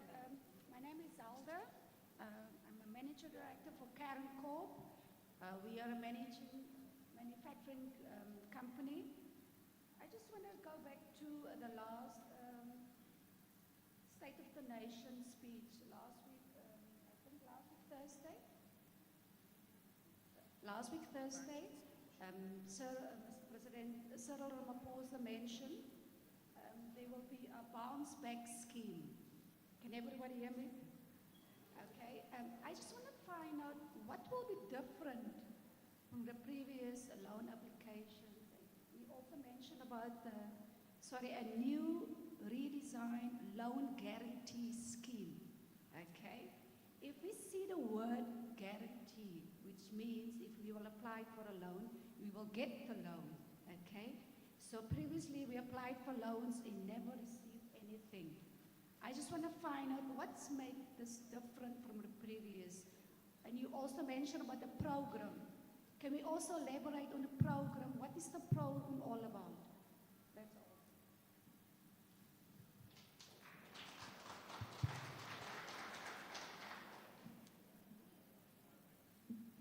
Goeiemôre allemaal. My naam is Morris Kordom. Ek is van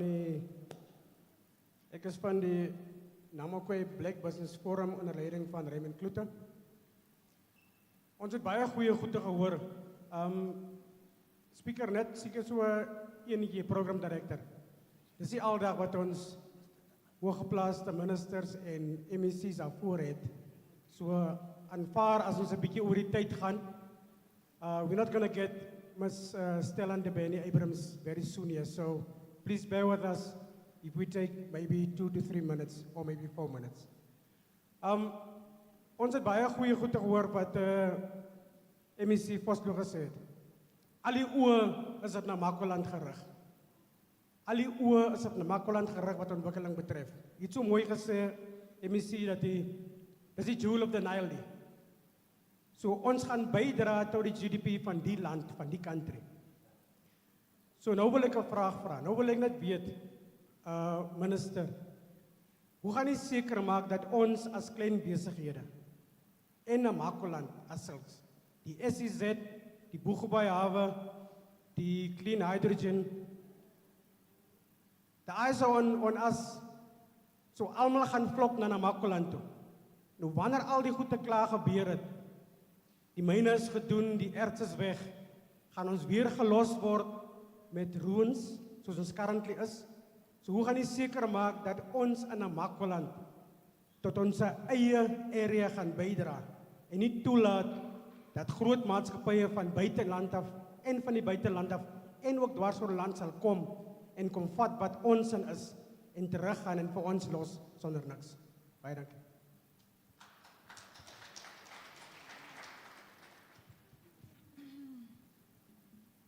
Good day, my name is Shane Erasmus.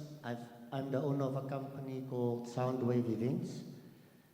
Minister, one of your officials came to visit me, performed a site visit. It was with regards to a relief fund that was made available to our sector through the Department of Sports, Arts and Culture. Only two people in Namakwa could qualify for it. I was one of them. Because the system is so heavy, the bureaucracy is so heavy, the red tape is so heavy that the youth, there's a mistrust. I even told him, come, I will help you. We're not going to worry. What we do need here in Namakwa is an office for SARS. That's one of the challenges that the people have. Even getting employment with an organ of state, you need to produce your SARS number, reference number. And it's a challenge. Not everybody is technology savvy. We need a SARS office, a walk-in service in Namakwa. Once in a while, they will come from Cape Town. Once in a while, we have access to that. Then secondly, the abuse. We are being abused as SMMEs by organs of state just to satisfy the criteria for competitive bidding. Even in the Namakwa district municipality, I've got the proof. And when you ask them, please tell me, how did I fare with regards to price? Because of continual improvement, you get attitude. That's the challenges that we have here. I thank you for this opportunity.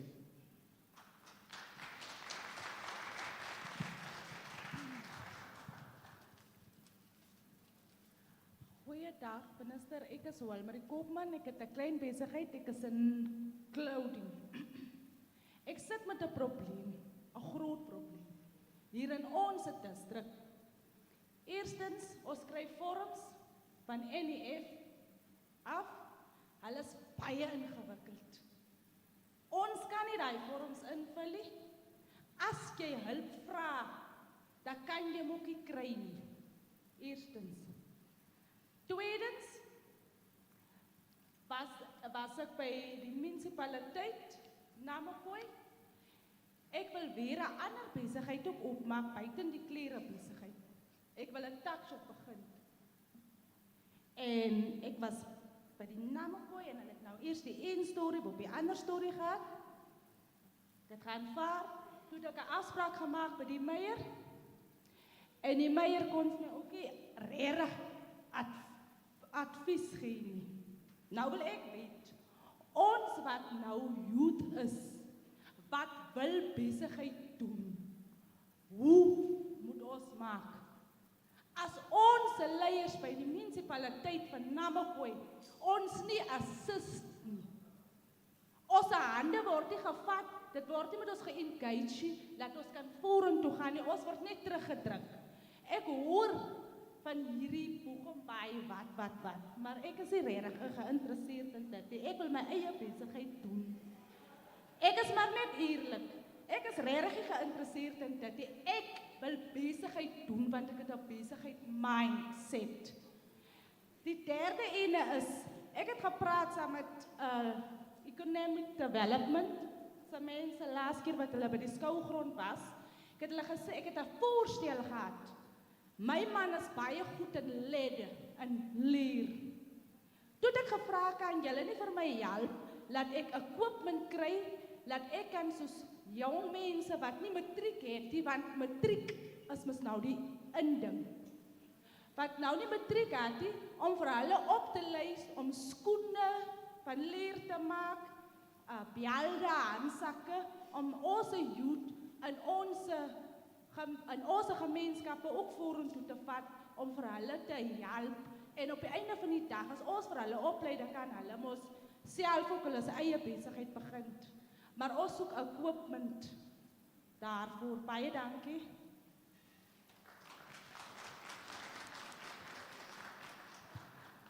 My naam is Kevin Julie. En ek is die verteenwoordiger vandag hier van Richtersveld Business Chamber of Commerce. MEC Vosloo. Ons is baie teleurgestel as die Business Chamber van Port Nolloth in Richtersveld, omdat ons as Port Nolloth gemeenskap, we were deliberately excluded from the Boego Bay project consultation process. We strongly feel as the community dat ons was benadeel met daardie proses. We do, as the Business Chamber, call upon you, MEC. I noticed that the Premier is not here today because he was leading that delegation. So please, in future, do not exclude the community of Port Nolloth in any business opportunity in our area. Please, that's the first one. The second one is that in terms of compliance, a lot of people talk about compliance, but we need to raise this here today. That please remove the bottleneck and the red tape from accessing of funds. Please. Today is a very big opportunity for businesses to be here. There were no transport available from areas from Fuelsdrift, Garies, Port Nolloth, for people to send delegation here. That is the other blunder of us as the department. We should have availed transport for the small businesses to be here. So I noticed, MEC, that when we engage with businesses, a lot of businesses don't even know how to develop a business plan. And that shows us, that's the reason why most of us do not comply. We need a business training and development center. It needs to be established in Namakwa within the next 3 to 10 years that you talk about, MEC, to better capacitate the businesses so that at the end of the day, businesses from outside don't come and benefit, and we as the local people do not optimal benefit from the projects. Thank you very much.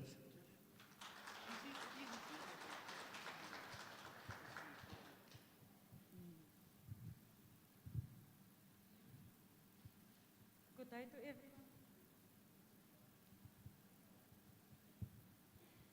Good day. Good day to everyone. I'm Olivia, and I've been a farmer for 8 years. I'm a registered S1.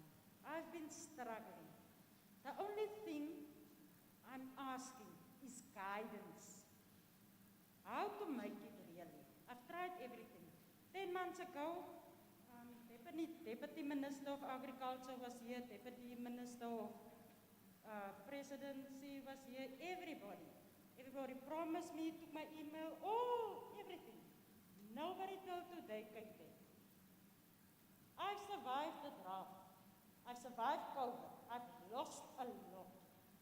And today I'm getting back on my feet because I believe in what I'm doing.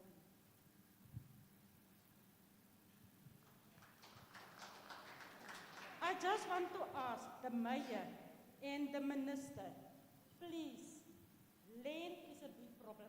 There is land, I know. I'm occupying land that is not even in my name because I don't have another choice.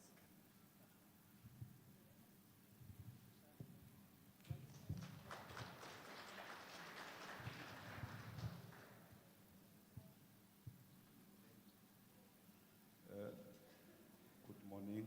It's still morning. Let me greet the panel. Let me greet the panel. But my greeting also go to Councillor Peterson by reminding the MEC of economic development about the outstanding Jews in Namakwa. Thanks, Moroto, for that one. Minister, MEC, Mayor, there are two things that are stumbling block in the business. The red tape, number one. The second one is the central database. We have a problem with the central database because the central database is disadvantaging us here, especially in Namakwa. The tender comes out and in Joburg, and you find that the tender is for Namakwa, but you'll find someone from Joburg who will come here because the officials in the office, they've got friends. They've got friends in Joburg, and those people will give the information in advance to their friends, and they will find their friends here in Namakwa. That's the problem we're having. And then the red tape. I'm happy that the president did mention that he's going to deal with that one. But what I want is that a push from the Department of Small Businesses and our MEC, they must push and assist that thing come to fruition. The third one is a proposal now, this one. The proposal is that to formulate, as we speak here in this house, a business advisory board to our province, to our Premier's office. That forum will report either 3 months in the office of the Premier around these developments that are here in Namakwa. Thank you.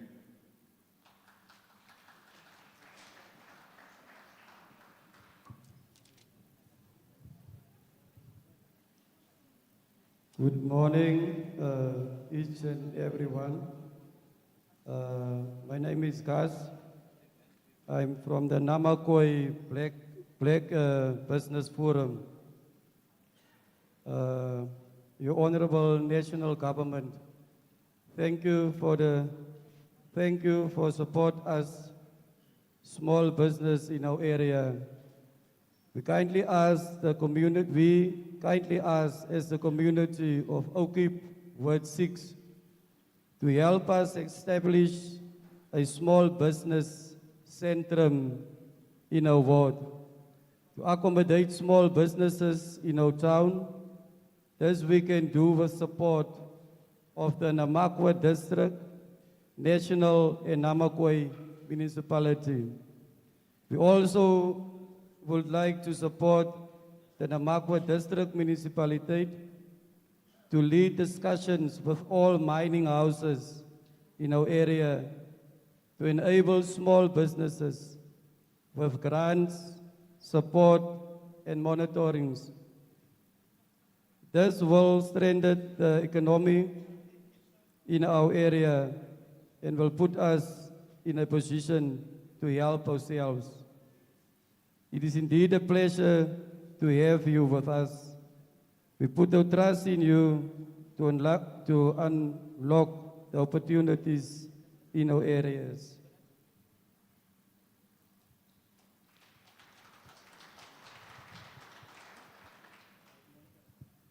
Goeiemôre almal.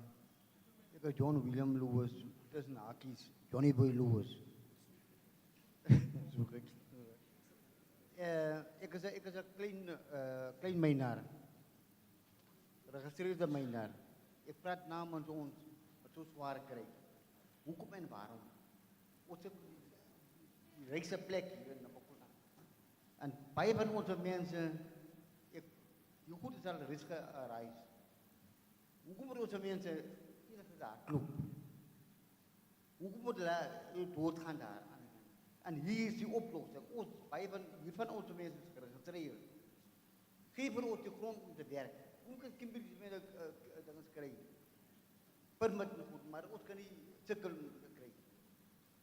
Ik heb een DMR goed, maar ik heb niks daar aan doen van dat werk moet ook maar. Voorstel op die tafel voor jou. Ik weet niet met haar, ik ken ik van 85. Ik schakel nou nog van 85 via die UGM. Hoe is het nodig? Hier is nou weer onze mensen weer weggejaagd. Onderscheid, ik had in de Courant gelezen. Hoe komt het waarom? Ons zoekt net brood. Zo, weet wat u kan doen, maar kyk wat u kan doen daar. Dankie.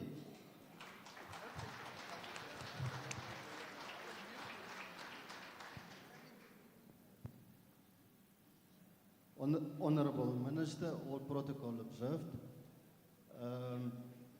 I've got just two small questions, Minister. The first one is the protection of small and medium businesses in our area. There's this regulatory authorities that are so harsh and strong towards us. But when we look at foreigners, they are getting these business permits for free. And there's nobody regulating these businesses. So this competition that we have, unfortunately, the playing field is unequal, Minister, and we need you to look at this. Thank you. The other one, Minister,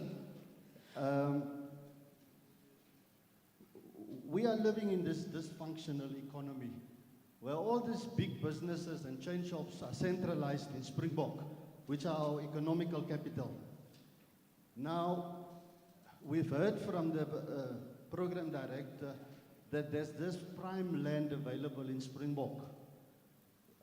Now, we are waiting since forever for this land to be made available for us as black businesses. Unfortunately, we are not participating meaningfully in the economy because there is where the money is spent. So unfortunately, we need, Minister, your intervention, maybe to talk to the mayor so that we at least can meaningfully participate in the economy of this region. Thank you, Minister.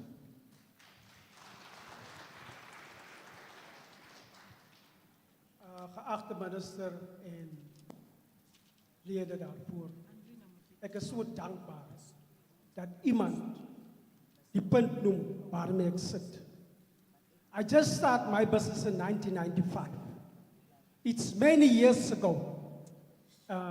Ik is in die kostbedrijf.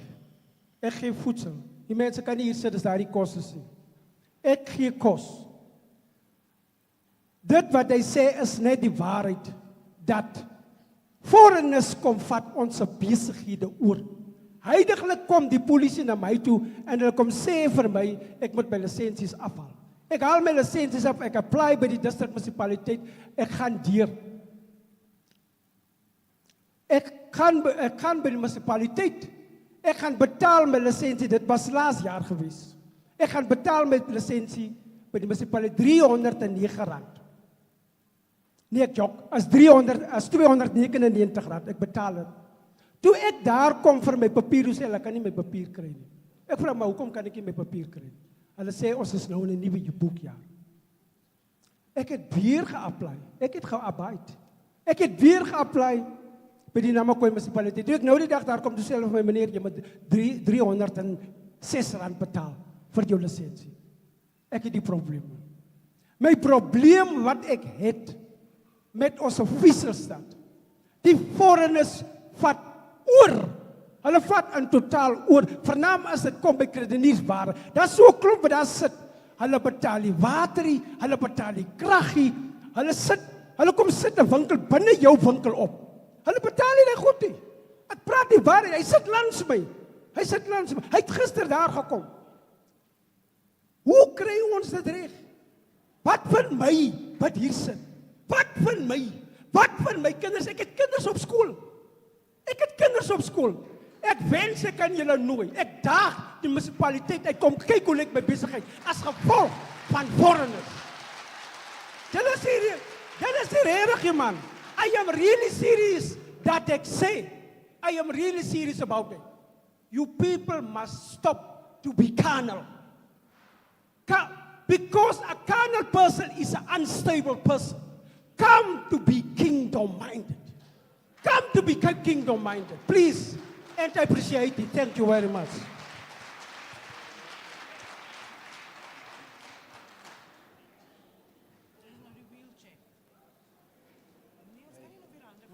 Oh. Kan ons net die 2 hande kry van die wheelchairs wat ek nou nie gesien het nie, asseblief. Ons gaan stop by die 2 mense in die wheelchairs. Asseblief. Hi, good morning. My name is Heinrich. I'm part of Erisana Foundation. I think what I could hear the frustration of the previous speaker and fully understand why, because there's a saying that goes like this: I don't mind how much you know until I see how much you care. So it comes down to the actions, and I think for too long we have the best policies in place, but we do not see it on the ground. What I would like to propose going forward is perhaps starting with small business development, to develop a radical rural economic development strategy. And the reason why I'm saying that is that we would like to collaborate with all these government institutions to develop this strategy from the ground up.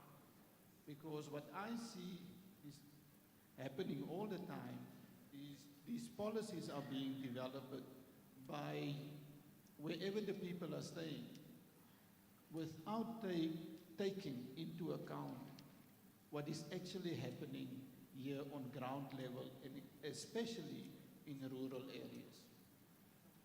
So we will continue having this problem, and you know better than me all the reports that came out saying South Africa is one of the most, what do you call it, the gap between the haves and the have-nots, unequal societies. And it's becoming, there's a lesson in history where they say all the revolutions that started was because that gap became too big. So unless we become serious about addressing that gap, we might stare another revolution in the face. And the problem is taking the compliance issue is not throwing more money after getting people to assist with the compliance, is to say no, there's something wrong with trying to get people to comply. So we must reduce the compliance aspect, making it easier for people to comply, not trying to employ people or to get consultants or whoever to help businesses to comply. That's not the solution. And then the third aspect, in terms of accessibility, at the start of 2020, I attended an online webinar hosted by the Northern Cape Economic Development, the Northern Cape Development Department, where all these institutions, SEDA, CEFA, whoever was present. And one of the decision makers actually mentioned the fact that it's the first time, I think the participants that day was 250 plus, or I think the maximum for was 250. And one of the decision makers mentioned and said, wow, perhaps this is the way forward, because it was the first time that it was so well represented.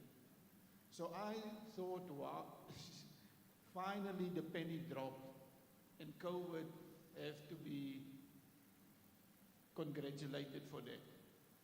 That the way to reach everyone in this big province of ours is through online presentations, online webinars.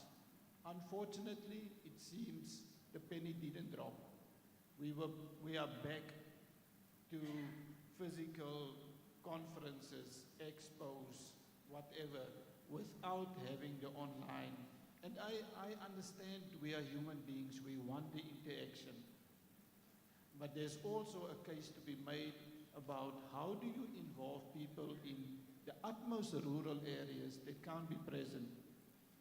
The best solution, set up data centers in our local libraries, providing people with the ability to also attend expos like these, even if it's online. And then coming to the last point, sometimes the executive mayor mentioned it's a complex issue, and it perhaps asks for a complex solution, perhaps not. And the case that I want to make is when there was a race between the USA and Russia to go to the outer space, they had to develop something to write on. The US spent more than $2 million to develop this smart pen to write in space. The Russians realized that they only have to take a pencil with. So sometimes the solution to our problems is not more money, is to just get the action in place. And then the last point is the inclusion of disabled people in the economy. And it was with, as much as I liked the speech about the president at SONA, I went back to look, and the president didn't even mention disabled people once. And it was a really tragic moment for me to realize that, and I hope it is not what's happening and it will like being realized on a national scale. So, and disability for me is not a social welfare issue, it's an economic issue. Thank you for that.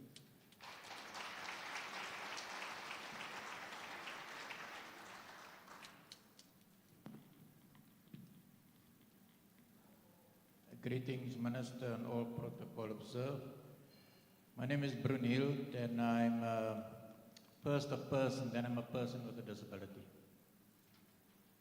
My colleague here next to me raised a lot of things that I'm not going to elaborate on that. I just want to congratulate CEDA, our local office branch, for excellent service that I had personally experienced. Last year, they sponsored my business plan, which was a very well written business plan that I could manage to get a tender for about 1.5 million from one of the departments in the province.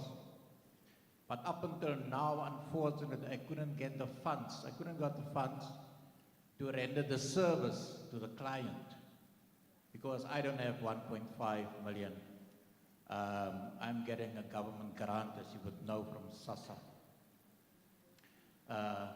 But the reason why I'm mentioning it, Honorable Minister, is that funds it is very, very difficult to get the funds. We've got the CFS here, we've got all the other stakeholders that can assist with funding, but it is so, so difficult. And people with disabilities, we are also entrepreneurs. We don't want to be treated different. We also don't want to have handouts. I've got personal experience when myself and other persons with disabilities went to some of the mining houses, for instance. They treat us the same on the same level as our competitors that is rendering services from big cities. And I'm saying we don't want handouts. We just want the environment, the economic environment, to make it accessible for all. A universal economical equality business environment. Lastly, I just want to raise the following issue, is the matter of protective workshops. We've got a protective workshop at one of our houses for persons with disabilities, AC Maniel in Steinkop, not very far from here, about 40 kilometers. They've got all the machineries there. They've got workshops. But unfortunately, there's not a market where they can sell their goods. Government departments, whoever is not making use of that protective workshop in Steinkom, which now means is that machinery is there, standing there for years full of dust. So all I'm asking is that please also include, as my colleague was saying, people with disabilities or entrepreneurs with disabilities. Give them also the opportunities and space that they also deserve, because I believe that the society is making us disabled. We are not disabled. Stevie Wonder got the saying is that when you're blind, it doesn't mean you haven't got vision. And if you can't walk, it doesn't mean you haven't got distance. Thank you.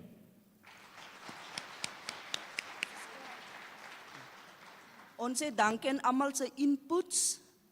Die session is closed. Ek gee oor aan die programdirekteur.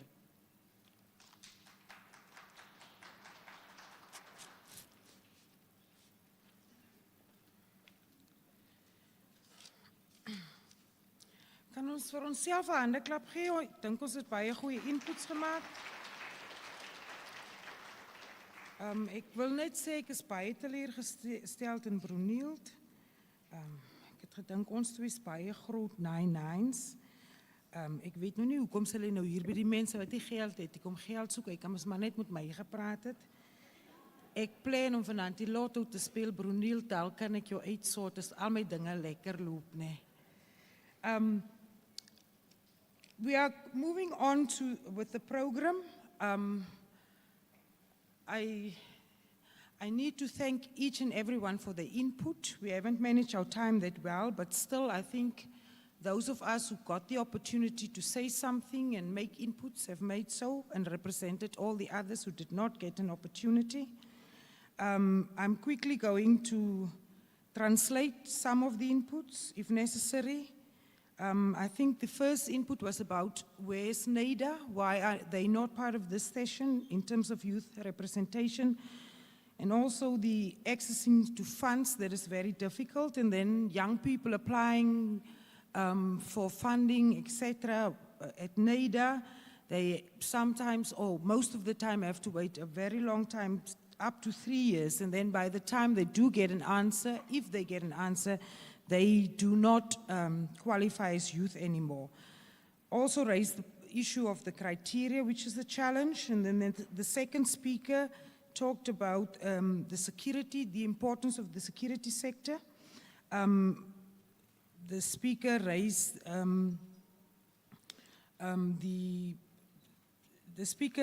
that the security sector is not included in the opportunities in the Northern Cape, in this province especially. And security companies, especially security companies in Namakwa region, does not benefit from the opportunities in the province.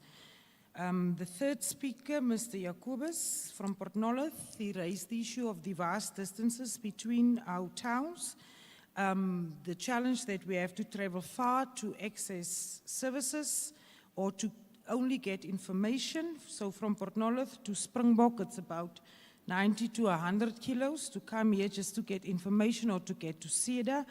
And then as older people, they are struggling with technology. The fourth industrial revolution is a struggle. And that's why they want services to be made available in the different towns. Mr. Green has raised the issue on the access of buildings. Access of buildings, and he especially referred to the building between Posas and High School, if that building can be made available.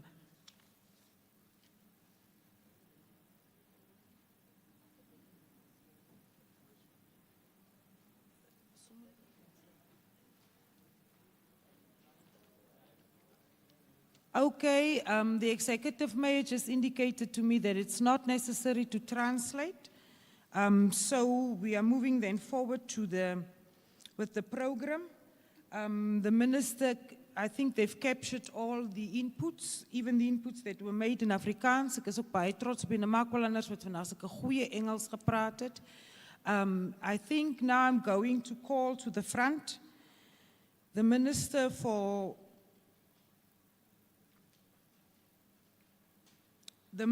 Small Business Development, Minister Stella Ndabeni-Abrahams. I think everybody here did not only come to make the inputs, but also wants to listen to the minister. So I'm calling the minister to the front for the keynote address. Thank you very much.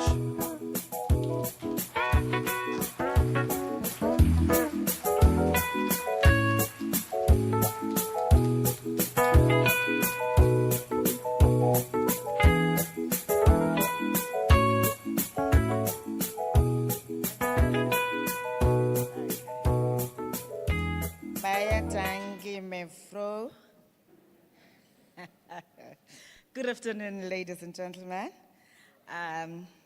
Ek vra om verskoning dat ek nie Afrikaans kan praat nie.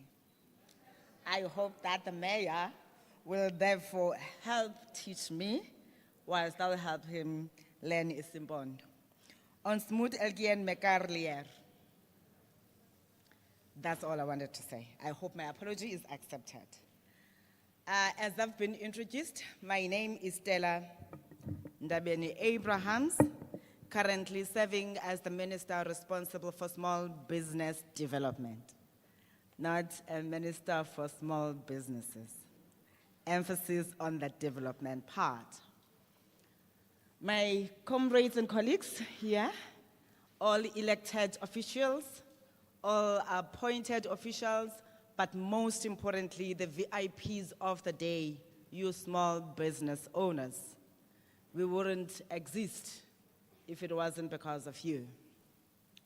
The speaker from the department mentioned from the National Development Plan, wherein our mandate is derived from.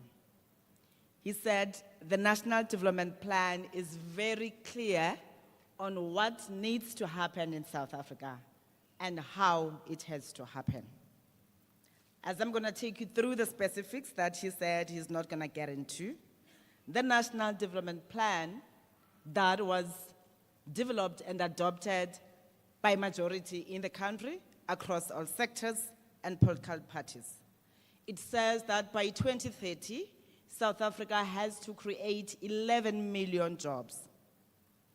It says out of those 11 million jobs, 9 million jobs are going to come through the small businesses.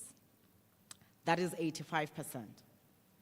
As I speak here, Stats SA did release the reports in terms of the unemployment numbers in South Africa. And the MEC, they said we're at 13 million unemployed people. The NDP only envisaged 11 million by 2030. It further says the only way we are going to grow our economy in South Africa is when we invest more in small businesses.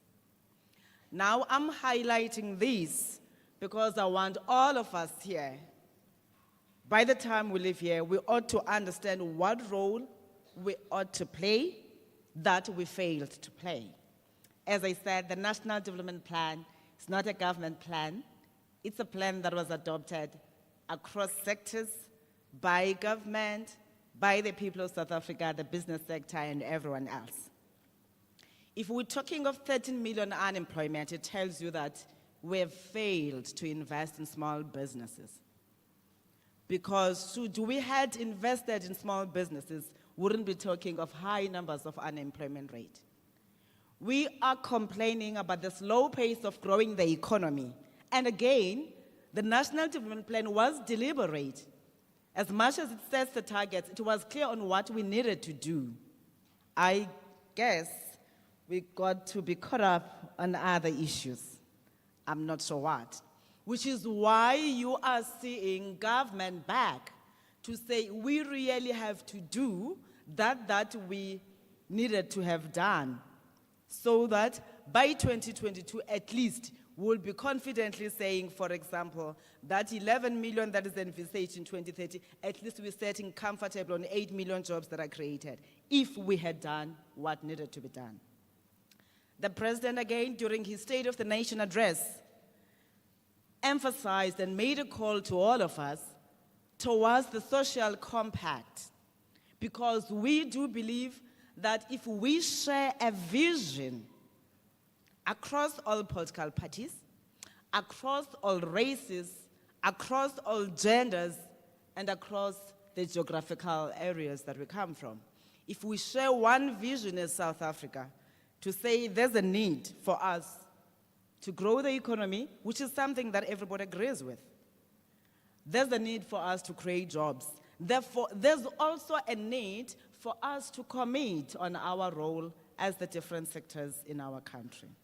What is it that government have to do to make sure that jobs are created and the economy grows? What is it that the private sector, both small businesses and big businesses, have to do in order to make sure that our economy grows? What is it that the ordinary people of South Africa have to do, including labor in our own country? If we are all sitting and agreeing that we don't like the way things are happening, we don't like that we come to a meeting in Namakwa land and we listen to the very important points that you have raised in terms of exclusion in the economy that's meant to be inclusive in order to help grow the jobs and therefore grow the economy. We are engaging with NEDLEC partners, but we said we also need to go outside the NEDLEC partners to say, let's try to find each other. The first thing, as a response towards what the National Development Plan dictated, President Ramaphosa announced the appointment of the Red Tape Tsar, Mr. Ngosi. Whether you go to small businesses, whether you go to big businesses, whether you go to investors, they all complain of the red tape. When you listen to us sitting here, we also complain about the same thing, that we've been making policies and policy statements, but it seems like it's very difficult for them to find expression, which is why we're saying, what are these red tape matters that we ought to deal with? Many people misinterpreted the decision and the call made by the president to him having no confidence in his ministers when he appointed the Red Tape Tsar. And we understood, again, depending on which angle you are looking at, because if you understand, for example, that you are a farmer in a particular area and you need land, you know that the Department of Small Business Development does not have access to land. And that on its own, that you do not have access to land, is a red tape issue to yourself if you're in farming. Or you already have the farm and it has a lake in it, but you do not have the water rights. The Department of Small Business Development cannot deal with that. There's a relevant department that ought to do that. If you are complaining, for example, about the permit payment fees that at times are ridiculous and exclude others from participating in the relevant areas in our municipalities, that is not the responsibility of the Department of Small Business Development. This is why we said and agreed that, President, you need to elevate this matter to a higher office, your office, so that we can have a coordinator when we highlight these matters from the small business side. As the department, we are saying we need to repeal this legislation from this department. We need to do away with these bylaws, for example, in a particular area, which is why we said if we are to undertake roadshows, whilst we're mobilizing support towards our National Integrated Small Enterprise Development Master Plan, we've got to make sure that we try to engage massively. We couldn't go to one district and we say that's a provincial roadshow, because we understood that there's different bylaws and therefore different challenges in the municipalities. We then agreed that we're gonna take three regions and a province. We looked at the urban, we looked at the peri-urban, we look at the rural, so that we can get a feel when we are saying we're working towards these interventions. We don't want to sit in Pretoria and say, here are the solutions for SMMEs in Namakwa land, because we don't know what is the strength of Namakwa land. At the same time, we don't know what is the culture of Namakwa land. We may, of course, over a helicopter view, be able to read about it, but you know it better. President Ramaphosa went further to say, we know that we have not invested much. We know that even during the COVID-19 period, when we committed some funds towards the loan guarantee scheme that my sister was asking about there, that many SMMEs could not access it. Again, it goes back to the issue of red tapes and the expensive regulatory compliance that is expected from our people. That's why we said as the department, therefore, we have two critical tasks that we have to set for ourselves. The first thing is to make sure that we focus on the D part of the name of the department, the development of small businesses. And as part of the development of small businesses is to get each and everyone understanding the language that is spoken in business. The language, whether you call it tax clearance and whatever labor requires, and for you to access the business opportunity that is there. All of us, let me emphasize one thing first. Compliance. It's not going to be a choice. We have to comply because we are using state funds. Where it's not state funds, it's private sector funds, and therefore the investors and whoever that owns those companies also expects results and assurance that indeed this money is going to the right hands, because gone are the days wherein you are given money and then after 5 years you must come and listen to stories, including attaching certain things. We don't want that. I said already we've failed to do what the National Development Plan do. So to improve on that, we've got to make sure that we enhance our capacity building efforts, which talks to pre-investment support and post-investment support. Because if we give you money because you went to a particular consultant that developed a business plan for you, it happens, right? That you have no clue about the business, but you have a consultant that drafts the business plan that somebody can pay for, whoever that is responsible to provide funding. I've also learned, Mayor, that others, they would see that these business plans have been approved here by the DFI, it's here in Northern Cape, and then they will take them to Western Cape, they are selling them. I asked somebody on Facebook, very active on social media, on all the small business platforms. So this person is proudly saying, if you are in need of a business plan, and he lists in terms of the sectors, he says, contact me, and I contact him. How much is it? And he says, 400 rands for this and that and that. Standard price, you are aware that there's no business plan that amount that can be standardized, and he says they are available now if you pay. Yes. I had to then caution CEDA to say you've got to look at this because we may be talking about a high failure rate of small businesses that were funded because of these shenanigans. And understandingly so, because when people are poor, when people feel like they're being excluded, they will do anything that must give them access to funds. So it becomes our responsibility to say, how do we create an enabling environment, bring more SMMEs to the economy, because we're avoiding this that we have done in the past of making that South Africa is where it is today, which means we failed to invest in them. Or where we invested in a particular grouping that chants the right slogan. And that, if we have not learned from it, my officials that are here that are processing all those applications, if you have not learned, it means you have failed South Africa. Because you monopolize business to 3 people. As a result, those 3 people could not be able to create the jobs that we're talking about. We are saying, as a coordinating body, there's a need for us to forge partnerships, because we're not going to be able to do all of that as CEDA alone.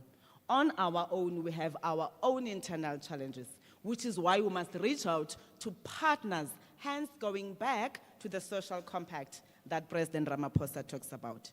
So we will be reaching out, as we have already started at national, in terms of some of the partners, associations, and everybody in the ecosystem. We've met with those bodies. Unfortunately, some of them are very divided. Let me declare that. And these are the divisions that are also killing small businesses. that refuse to collaborate with each other, but want to compete, the unhealthy competition. It's allowed to compete healthy, but you shouldn't compete to an extent that you must destroy each other, as much as there are contributing factors to that. But how do we then enhance the collaboration to say we are looking at an ecosystem? For example, if we are producing biltong here, where do we get this beef from, or whatever that we make it from? Where is it processed? We look at the ecosystem and be able to say, we're going to allow these ones to play in this component in the value chain, and everything that must come from a particular area. The second component from capacity building is that of ensuring that there's access to funds. Hey, there's too much Africans that is required when one man. Now you must know, if you are like me, don't understand the Africans, you just look at it, you're like, yo, let me close the book. There's no way for me I'm going to apply. I don't know. Where did we get those people? But nevertheless, this is what we have now. So we said, let us simplify all of those. I make an example with our agency, SIFA, to say, when people have to apply for funding, at times they're given 68-page document. My goodness, who wants to go through that? Not even academics, they get tired to read such thick papers. And this is a person you're still gonna want to go to SARS to get another information and tax clearance and everything. So we said, let's simplify. The things that are not a must on compliance, we shouldn't include them. One of those things is what people have spoken about, to say, at times government asks for collateral. And this is why we've failed. Where we are asking for collateral, we can't be saying this and contradicting ourselves. I said the National Development Plan says, if you are to create jobs, if you are to grow the economy, invest in small businesses. Now you expect the people who are unemployed, who are trying to help you grow the economy through the plans you have committed to, or create jobs as they also commit. Now you say you must pay for that. For you to do that, you must pay. These are the people that are coming from this South Africa that we know that is underdeveloped. They've gone to school, some of them, they've graduated, they could not get jobs. And now for them to access a 10 million support fund, they must produce 1 million rands. Is that South Africa? Are there people who are sitting around with 1 million rands in South Africa? So we are saying all those unnecessary collaterals, at least let them be reviewed. We're also saying there's a need for us to focus on the blended financing, which must ensure that as a startup or as whoever that wants to expand his business, at least there's the grant component and the loan component. The intention is to invest in small businesses. It is not for us to make small businesses to be indebted. But because there's a need to expand services and you need more, we do understand, therefore, that we must give you the loan. At least the grant must be able to look at the basic things that one has to do. That's what we are trying to enhance on, both as the department, and we are also engaging the Department of Trade, Industry and Competition, which also has NEFIDC, although the law says something about them. Sorry, but we are saying where small businesses are concerned, let's have a uniform approach. The engagements are ongoing. We are engaging with National Treasury, you know, the breadwinners. If they don't approve, we're not gonna get all of those. So 2 critical components or tasks that we've set for ourselves in order to help South Africa grow jobs is to ensure that we therefore align the LED strategies, because that's where we've been weak at. That's why you find people standing up here to say, we have this SEZ, we have the hydrogen project, but as locals, we're not benefiting. Because an LED strategy ought to dictate the terms of how we plan to grow our economy in Namakwa land. And therefore, if you're coming to invest in Namakwa land, you've got to understand the rules of the game, because we can't leave the locals out because we're looking at the investment that comes externally. That's why we said, let's engage. We have engaged with all the MICs for economic development across the country. Now, the next level as we undertaking these roadshows is to have a proper consultative meeting with all the editors, because these road shows, they're able to give us a picture of what is happening in those areas. So that when we come in as the DFIs and other people that will bring on board to fund, we know that if you go to Namakwa land, these are the critical growth drivers, and this is what in their plan. And therefore the support that we provide is a support that must be responsive to that. We don't want to come here and say we've funded 13 million companies. They don't even have market here. Now they must go and fight for space in Gauteng. Already the economy is concentrated in Gauteng, in KwaZulu-Natal, only at eThekwini, in Western Cape. That is reflected also if you track government funding, even private sector funding to small businesses. About 52–54% of SMMEs are all found in Gauteng. If you look into our different plans in terms of budgeting, the allocations are made for Gauteng. And that's when you understand that it's gonna take us too long to deal with the impact of the special planning that we have inherited. We shouldn't punish people because they are born on the other side of the Cape or of the country. So we are saying there's a need for us to try to balance, whilst we are appreciative of the fact that, yes, there's too many markets and opportunities in Gauteng, but let that not be done at the expense of Northern Cape. If you go to Limpopo, for example, you go to Makado, there, Musina and all of that. They're very good in fruit, you know that, and vegetables, but nothing is processed from there. It leaves their province, it goes to Gauteng, it comes back, they must go and buy in fruit and veg. That talks to the weaknesses in the economic development plans that we have, and therefore an investment that is not deliberate in growing the economy. There's lots of things that are happening here.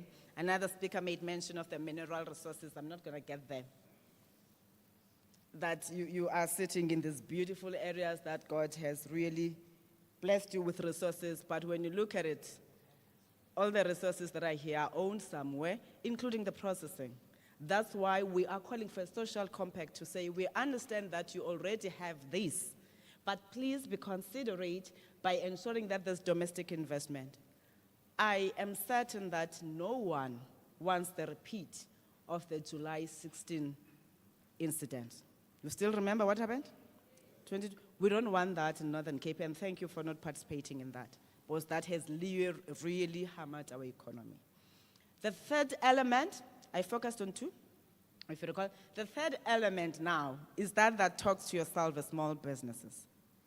Many people are complaining we take too long to respond, whether to an application or whether of funding or a business plan.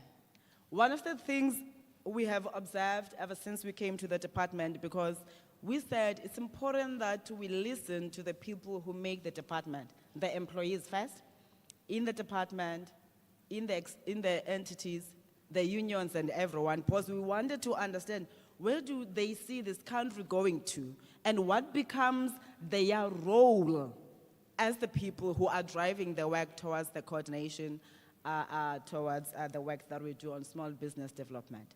Having done that, we therefore said, let's go to the external partners, because we wanted to understand again the expectations and what forms of support and partnerships that we can forge. We have seen one of the challenges, yes, we're very poor in communication. Our turnaround times are a disaster. Our disintegrated system are a really challenge for small businesses.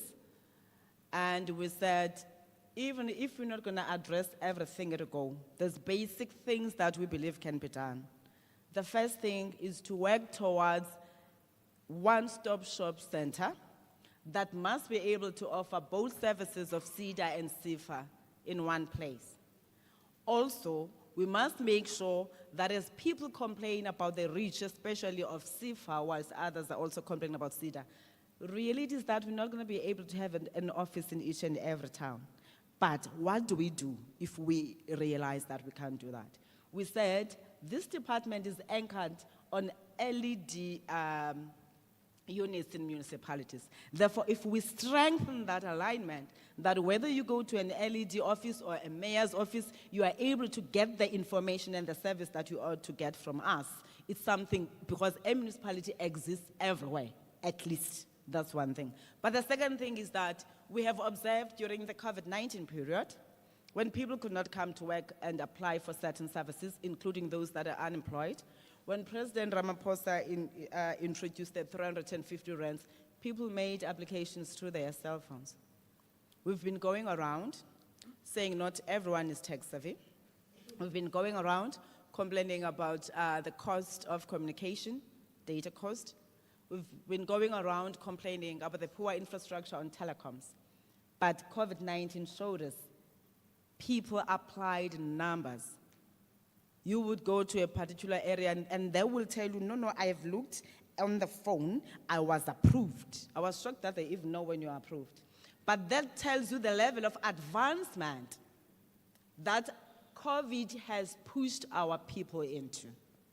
Therefore, whilst there is a disadvantage in terms of it crippling the opportunity, but it has helped us leapfrog to the digital society. As a result, we will be introducing a digital platform that must have SARS in it, all the agencies of government and the other DFIs, Home Affairs, a municipality, National Treasury, and Department of Labor. For now, those were the departments that people said they have direct impact on the compliance by small businesses. So that you don't have to be walking to that office or 100 kilometers to download whatever SARS wants. But you are cognizant again of the issue of the language. Because people may know how to use cell phones, but if the language that they don't understand is crippling. We are engaging the Department of Arts and Culture to assist us on that, which is another opportunity I always tell for small businesses, especially those that are in the software development. It's another opportunity to make sure that we can have developers who are able to program in local languages. Because if we are going to do that, I read somewhere where ABSA was predicting that in the 2 months. Can't remember if they said in the 2 months or in the next month, they predict that we're going to have the 5th wave. And I asked myself when I read that, does it mean we're going back to staying home? What's going to happen in our economy? Which means we are now forced to ensure that we change how we do things. We're not going to have educators that are going to be in front of us to say, do this. We've got to learn the same way we learn how to WhatsApp and gossip on Facebook and the other things. But now the gossip that we ought to drive should be a gossip that benefits us in terms of telling the stories of the work that we do in business, and therefore be able to also sell the products that we have. And therefore, if that is to happen, it means you have to help us as the third leg. You have to help us make sure that if we are issuing or advertising some particular, making a call for an application for some particular fund, please help us do the right thing. When we are asking you for a certified ID copy, please submit it. We launched the Youth Challenge Fund last year, which closed on the 20th of December. Out of the many applications we got, not even 30% was able to be complete applications.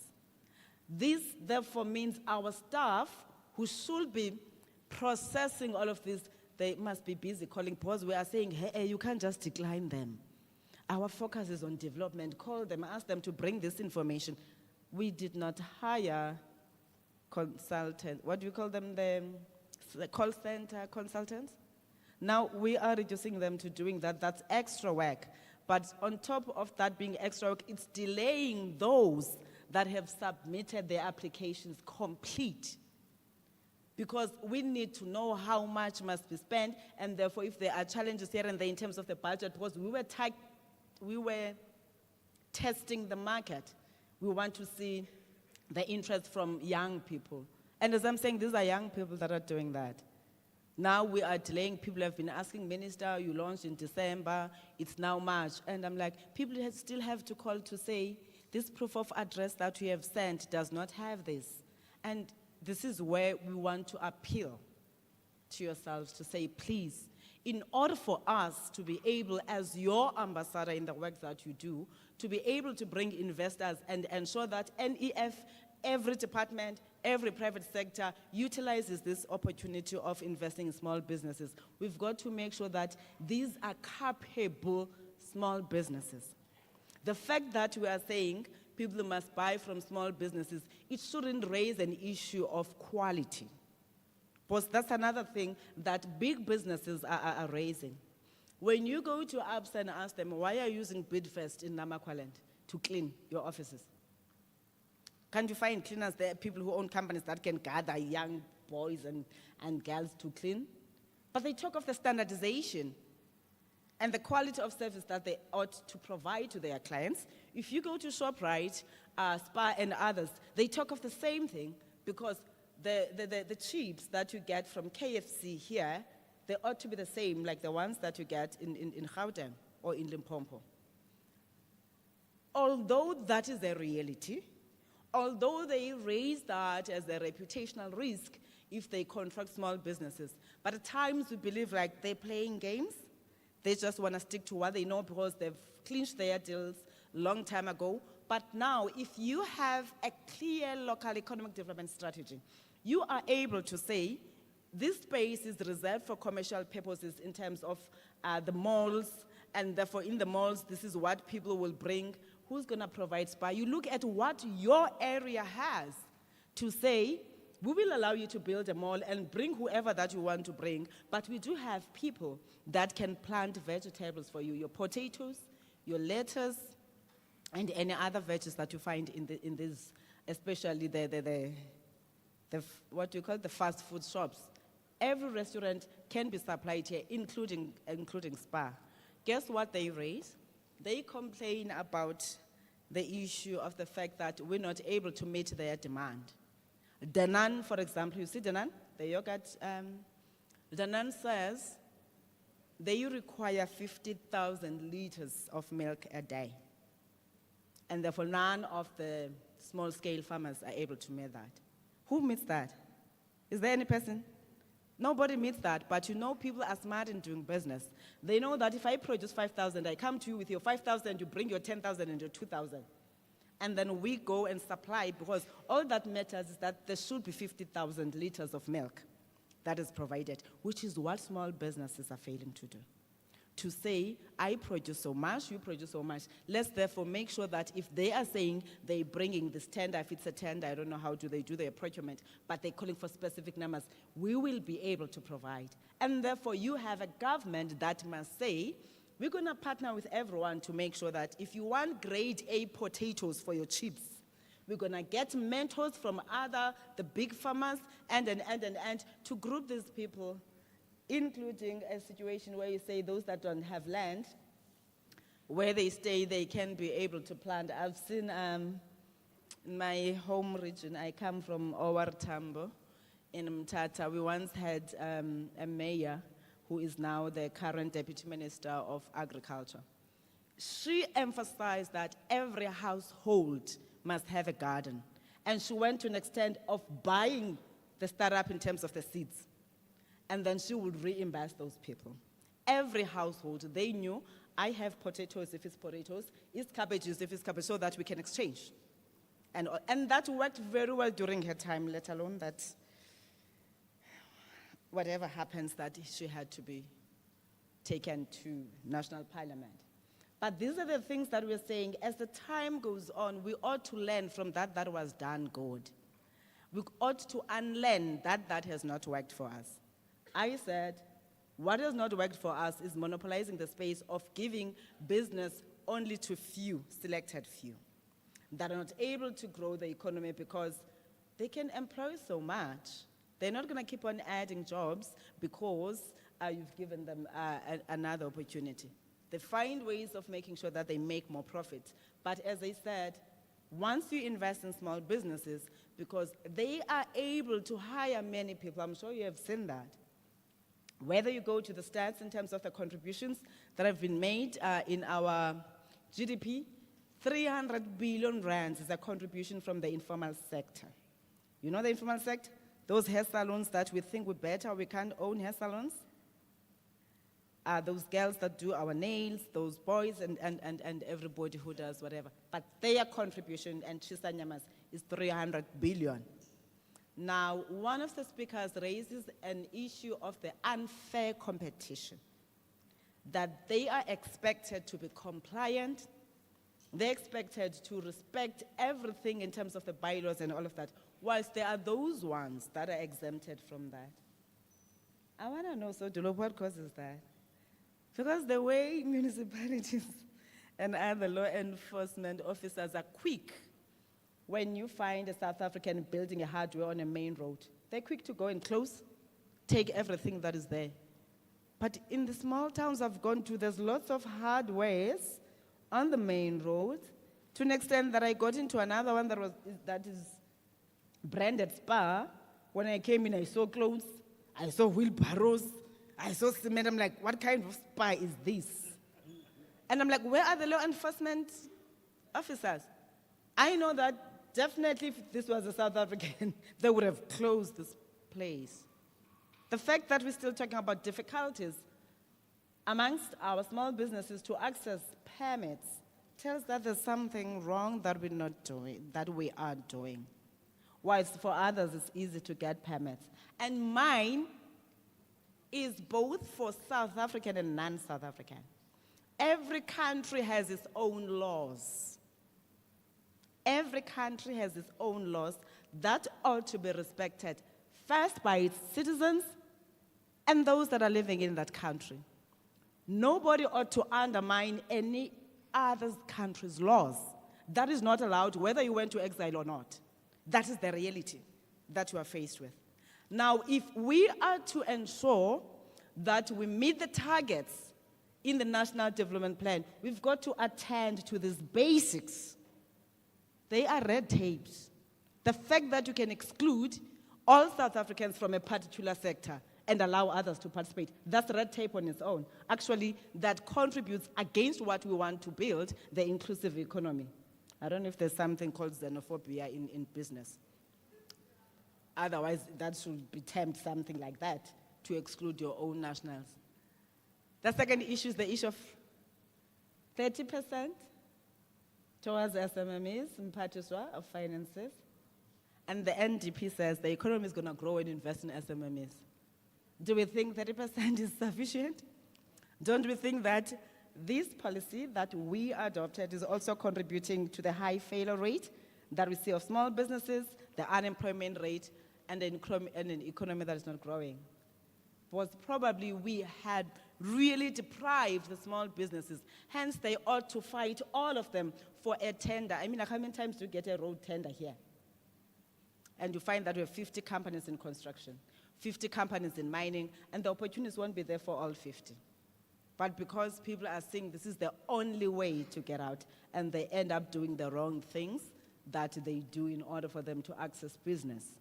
So I think it's high time, not only for us, but for the sector itself, to sit down and scrutinize the legislations that we are operating under, to see if the Small Business Act, that is the principal act for small businesses, is really doing service to small businesses today.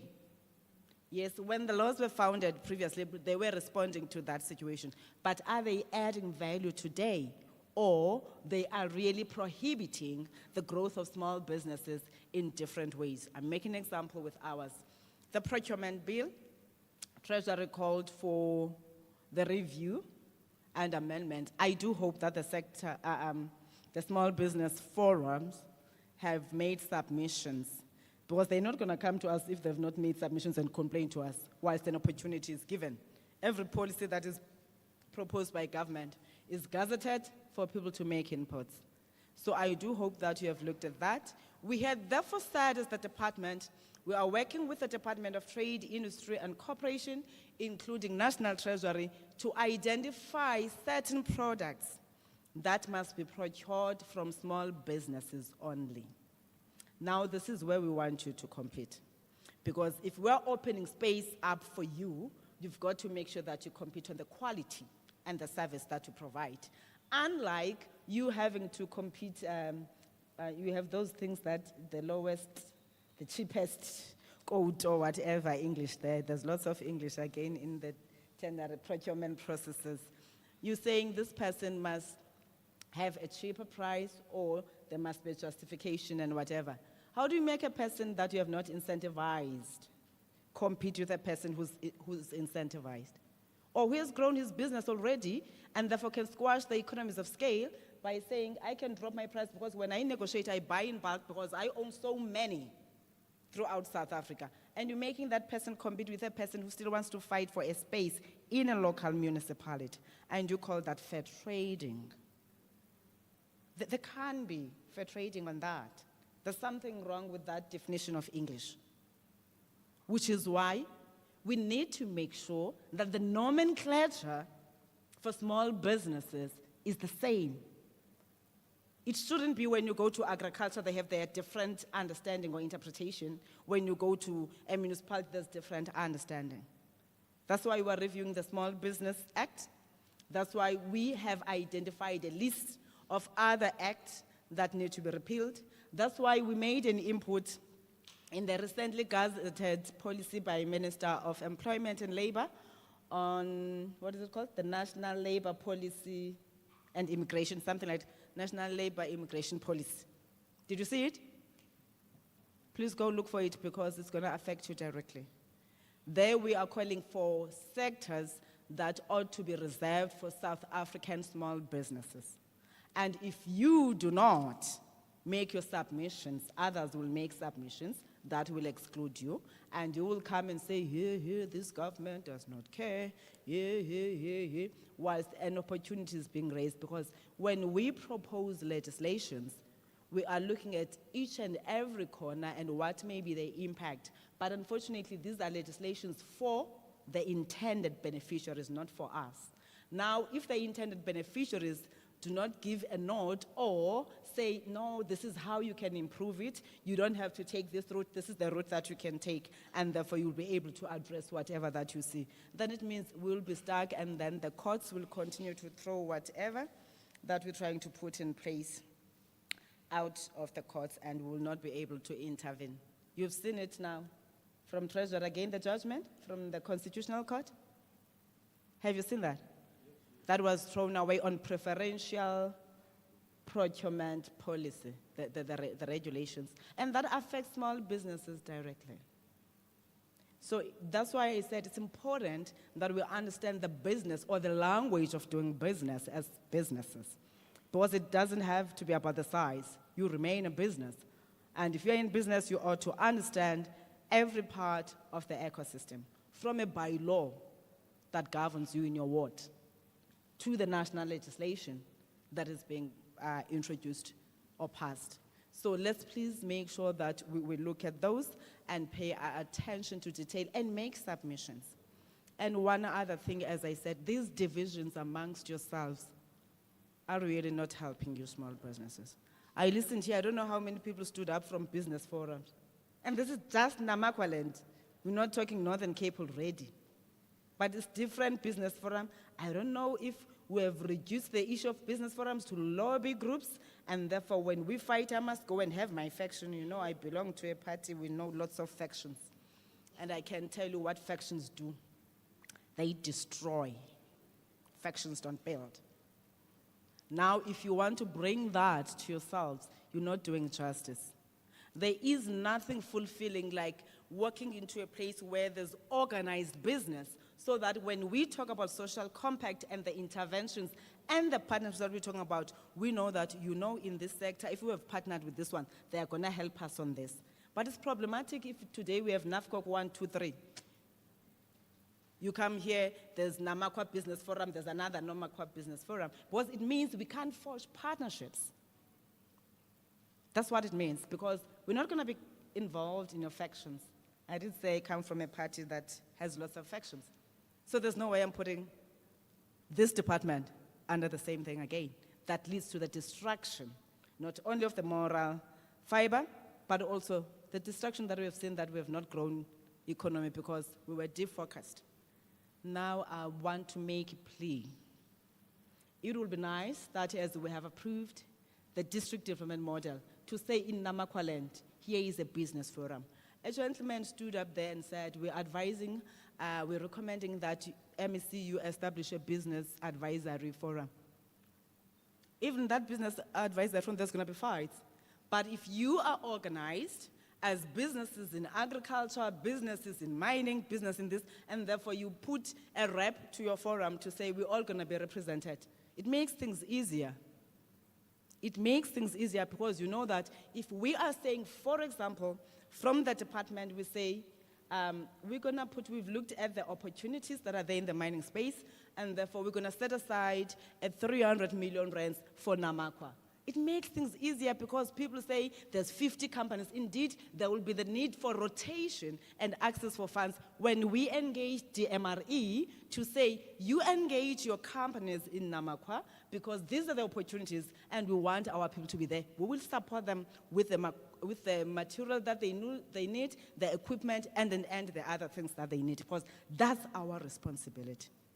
That is why I said, we have said, it shouldn't be like I had another lady who said, it was a gentleman, I got a 1.5 million business, but he couldn't carry it out. I don't know why did he not go to SIFA or SIFA took too long, which is something we're trying to address right now. We have agreed with SIFA that the turnaround time for now has to be 30 days until we have tried to really work on the other challenges. And we do want to see ourselves in a position like when you apply for funding from Nedbank. It's about the systems. That's why we're saying for us, we appreciate what COVID-19 has done, leapfrogging the people towards the digital society. And therefore, let's invest in that in order to deal with some of the inefficiencies that are there. But we are taking into cognizance that not everyone will wake up and understand how those systems are run, which is why we'll continue with the hybrid models, whilst we are partnering with the Department of Communications and Digital Technologies, the training component there, NEMISA, to say how do you make sure. And now if these things were done, Sodolopu, in terms of making sure that we have organized fora that would know we have 40 companies or 40 members, 50, then it's easy to say, NEMISA, can you help in terms of the digital skilling? Can you help us a 2-week program or a month program, train this sector first in Namakwa, then you go to others. And we're able to balance and provide because, as I said, we are planning to introduce an integrated platform for small businesses. Another gentleman stood up and complained about the CSD. Indeed, the only disadvantage of the CSD is that it doesn't come and verify your address. So you can operate in South Africa like I've seen. In one of these road shows, we went to another area. So they procured a service provider through CSD, service provider that must bring sound. We said that there's no sound, okay. Apparently our people had also issued the order late. But this person was saying, my sound is in KZN. And I was like, I know the guy still has to go and hire, I'm certain. When you have accepted an offer to provide sound. Why did you accept if you know your sound is in KZN? It tells you that whoever he was relying on to provide the sound had other commitments. Now he has to hustle and use everything. And this is what discredits us as small businesses. You don't have to be big to be the best. You can be as tiny like this, but if you offer efficient service, everybody would want to be associated with yourself. Just like how we connect ourselves when we come to business meetings. I highlighted in the briefing session that we're not here for any imbizo. We are here for an engagement with businesses. And as business people, we ought to be business-like in how we do things. We don't scream at each other because we're not happy. You know why? Because amongst ourselves, as it was indicated, there are companies that are potential clients to the services that you're offering. You don't represent yourself when you go to a meeting of businesses. You represent the company. So it doesn't matter if Stella wants to come out, try to suppress Stella, Stella. Now you are Department of Small Business Development. It's the brand that you are carrying. What impression do you want people to live with? So it's important that we also look at that, so that even as we talk about the collaborations that you must have amongst yourself, people can say, I can work with them. Instead of saying, man, there is that person that offers the service, but my reputation will be at stake. So these are the minor things that we think don't matter. Just like us giving you a 68-page document. We think it's a must that it has to be complicated and all of that, and therefore would have verified everything in that thing. And that's useless. You ought to be clear about who. I want to make sure that he's a South African resident. Indeed, he is operating, if he said he's operating, because we also have a responsibility, remember, to promote entrepreneurship, which means we must look at ideas that people have and invest startups. Now, if we're not going to be able to invest in ideas and provide that pre-investment support and post-investment support, we're not going to achieve what the National Development Plan talks about. Now, one of the things I checked, MEC and Sodolopu, with the team, I checked if we have any incubation center here from our portfolio. As things stand, we don't have. I said I will only commit when we see the LED strategy that must be clear in terms of telling us what are the critical growth drivers and therefore what are the markets that are here. Because we do not want to be doing this thing of putting incubation centers only to find out that all the incubators that are there come outside of the area. As much as they come outside the area, they're not responsive to what the market requires in that area. Therefore, you still find these companies that are here saying, we've got to source skills and everything else outside, whilst we have an incubation center. So we said there's a need for alignment. So once we are certain, MEC, I will leave that to you and the mayor. Once you send us all of that to say we have 14 or 3 mining companies, we have this and that, these are our areas, so that we can say probably the incubation center must accommodate 20 SMMEs in different sectors that ought to respond to the first local economy. We shouldn't aim for Joburg first. As much, yes, we've got to, but the first angle is for government to spend where it is. As Ubudi was saying, taking somebody from Joburg to come and offer a service here is not fair. If you are a government that has adopted the LED policy, because it's a government plan that is there. And as I said, we've really not paid attention to the implementation of those policies, which is why we have to enforce and make sure that we are aligned.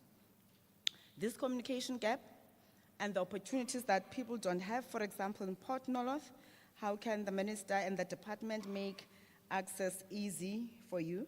As I said, we're not going to be able to make sure that everything comes here, but that of information is critical. That's why we said, let's partner with everyone. Let's not only use radio, the traditional media platforms, because indeed, if you get an invite 2 days before the event, you may already have your plans. And it doesn't only affect you as a person that stand an opportunity to lose out on whatever information that would be provided in that platform, but also it talks to the quality that we're going to get when we have these meetings. So we are looking at that to say, once we develop that plan, that platform I spoke about, at the center of it is the database. Right now, you do know that we have the SMME.gov.za, which is a database that is not interactive, but we're saying we want it interactive, but for it to be compactalized to different sectors, regions, and locals. And therefore, that will help the CSG people to check on that, because I should be able to say, if I need somebody who produces juice in Namakwa land, I go straight to Namakwa land database on the same platform, I open it, I check Northern Cape, Namakwa land, and then I check. And that has to be linked, as I said, with the municipalities that issue permits. So now, it's up to yourselves, guys, if you're going to give permits to people who are not here. And we're also giving you an opportunity to make sure that you know how many foreign businesses can operate in your area. The Immigration Act, clause 15, subsection, I think it's 1A. You can Google and check it properly. It talks to a minimum amount that ought to be set between the Department of Home Affairs and DTIC for people to be eligible for business visa. And as things stand, Minister DTIC had said the amount is at 5 million for one to get a business visa if you are not a South African. I said, one thing we're gonna do here is to comply. Unless you kill me. If you have not killed me, we're going to do all of it. Nobody has to go around trading illegally. It's not fair to small businesses.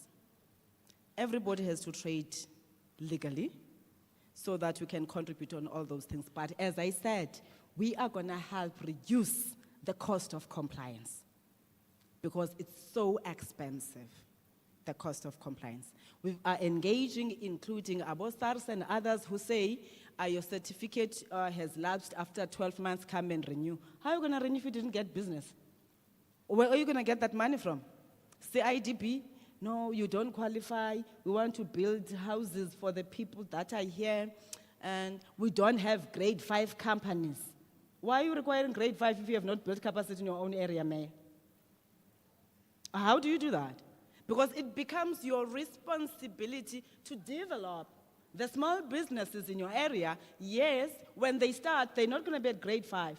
But over a number of years, you should be clear both in your procurement strategy and your LED strategy to say, by this year, we ought to have built so many companies in this sector and at this level, so that everybody who comes to render those services can know that whether I'm a mining company looking to build for my miners and all of that, there is a legislation in place that must be adhered to by everyone. This free for all that is happening here has not helped South Africa. I made a reference to the incidents of July 16. The economy is saturated in those provinces, concentrated in those provinces. What were to happen if people were to wake up and do what has happened in Durban and Joburg? It hits our economy very hard, which forces us to think outside the box to say, just like other countries, if you go to China and other countries, they've been deliberate on how to develop other provinces.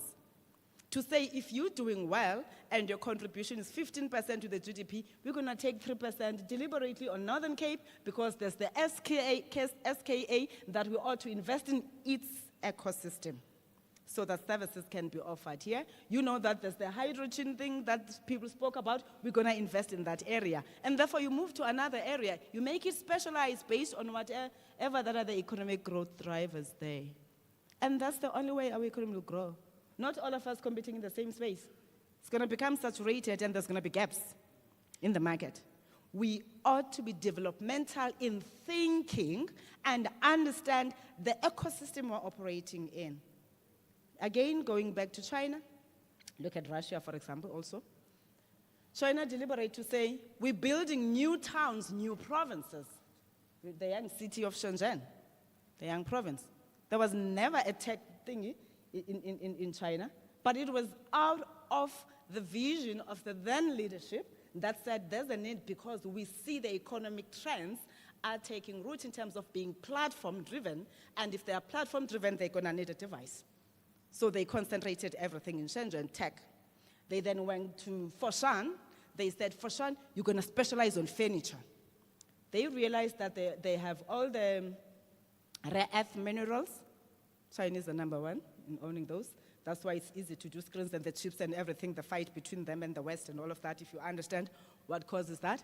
They invested in what they have.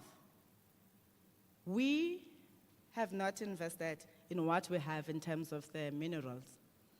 These ones, diamond, gold, and platinum. But we have an opportunity again on the rare earth deposits. Every cell phone, every laptop, every tablet requires a screen.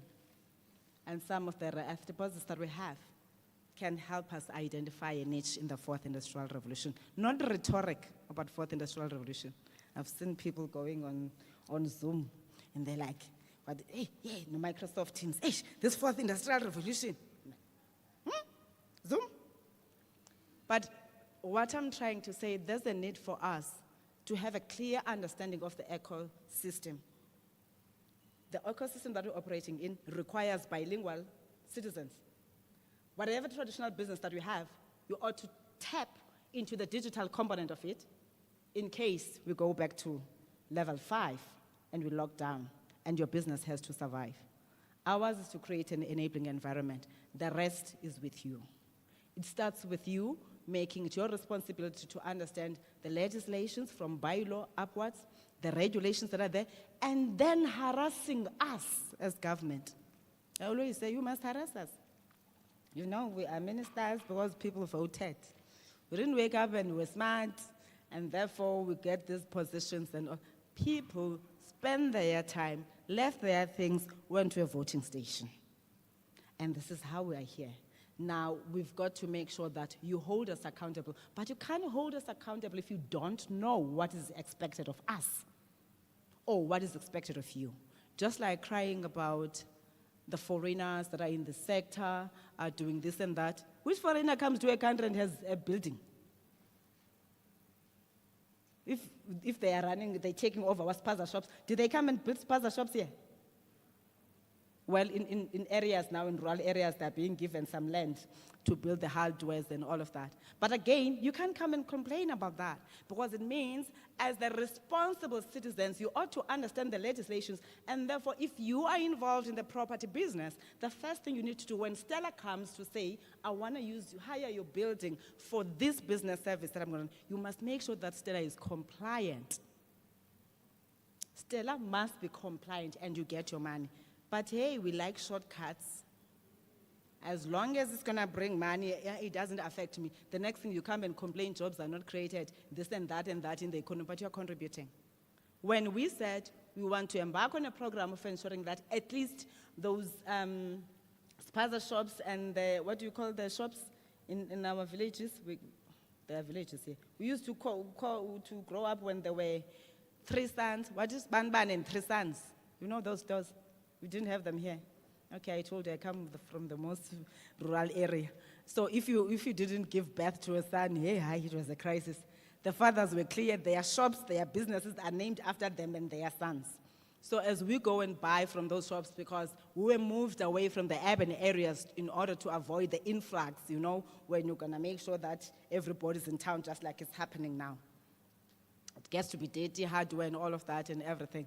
Then there was clear segregation, let alone that it had negative impact, but it brought businesses where people were at. It gave people some sense of ownership that they were owning those businesses, and most of them were supported by government then. And as that happens, therefore the value chain in terms of the distribution centers and all of that was belonging to a particular strata, and therefore their children were able to go to school and study and come and continue with the business that happens. Now, when we say we want to make sure that we go back to those, people are saying, no, who's going to run the spaza shops? Hey, because these ones, they want to go and sit somewhere, they want to stay somewhere, they're no longer interested. But a critical thing that has been raised is this one of how am I going to trade with somebody who's dropping the price from 25 rand to 12 rand? And because of the compliance that I have to adhere to, I'm forced to charge 25 rand, because out of this 25 rands, I'm only making a profit of 1.50 rand. I can't go further than that. This is why we're saying for us that compliance become very critical. If we are to ensure that we massify the introduction of the entrepreneurs in the space, we've got to make sure that there's fair competition, at least on compliance. We ought not look at any skin or anything, but you comply, and therefore when the municipality issues the permits, if therefore there's anything wrong, the municipality has to account. If we fund, and therefore we're not supposed to fund in that manner, we have to account, because these are taxpayers' monies. As much as the municipality must take a deliberate decision to say, out of the businesses we're gonna create here, so many are gonna belong to our people, and so many we are prepared because there's no local or domestic investment on it, therefore we'll allow other people to come and trade in those areas. This is the reality, it happens everywhere. South Africa, a country very democratic, more than even those that gave birth to democracy itself, a country with a clear constitution that others abuse it for their selfish needs, a country that is governed by a governing party named African National Congress, can never be xenophobic. Would have removed the Africanness in the party. The reason we stuck with Africanness is because we understand for Africa to prosper, we have to collaborate. That's why you saw in the University of Fort Hare in the Eastern Cape, if you trace the history of all the liberators in these countries, they started there. Because it's deliberate. When you want to challenge certain thing or transform a particular system, you ought to be deliberate in the investment that you make. The economy is the same. You can say, we are free now, 1994, we voted. That freedom means nothing if we are not investing much in the economy. Our people ought to have a meaningful participation in the economy that we have. The NYDA is stuck with 35-year-olds and below because it's National Youth Development Agency. Not going to change that. But there are other funds that are meant for all ages. If you go to our website, the CIFA website, we even have, I can't remember Putilo Pumayo now, we even have Amavula Ndlela Fund, which is meant for disabled people or people with disabilities.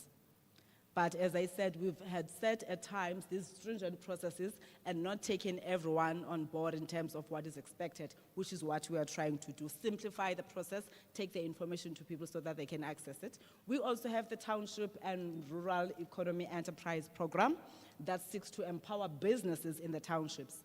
For now, the challenge with it is that it has focused only on Chisanyama, on hair salons, and then the smaller things. But we are saying in townships there's infrastructure.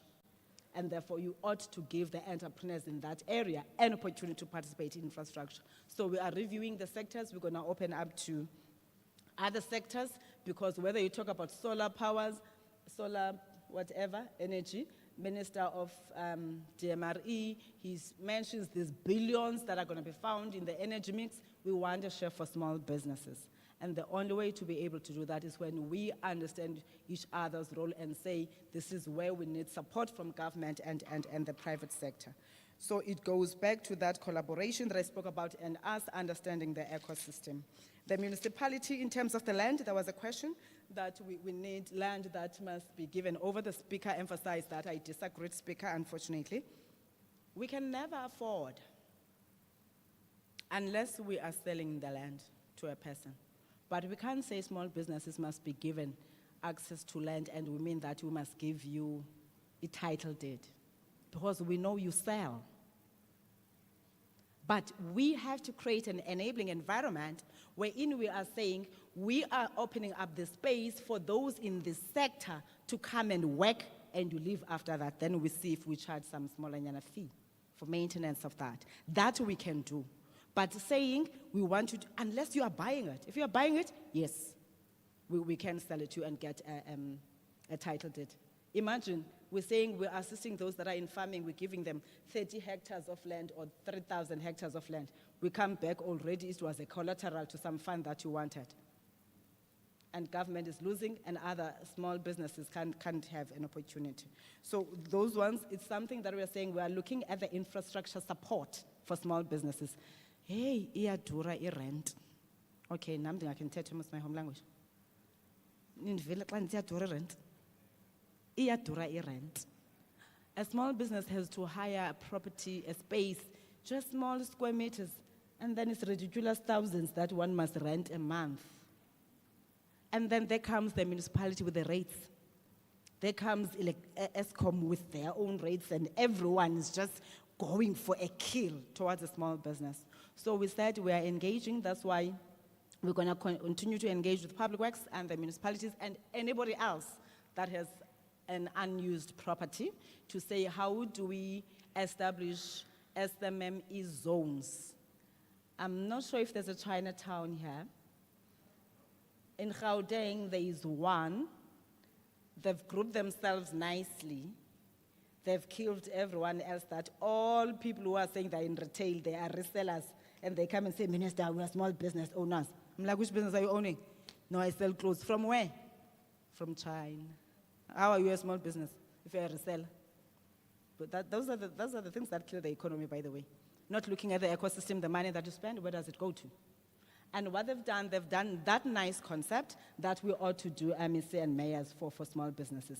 We've got to have some land that is reserved if we don't have existing buildings that we can refurbish, to know that we can categorize and put a space for small businesses to come and function and live.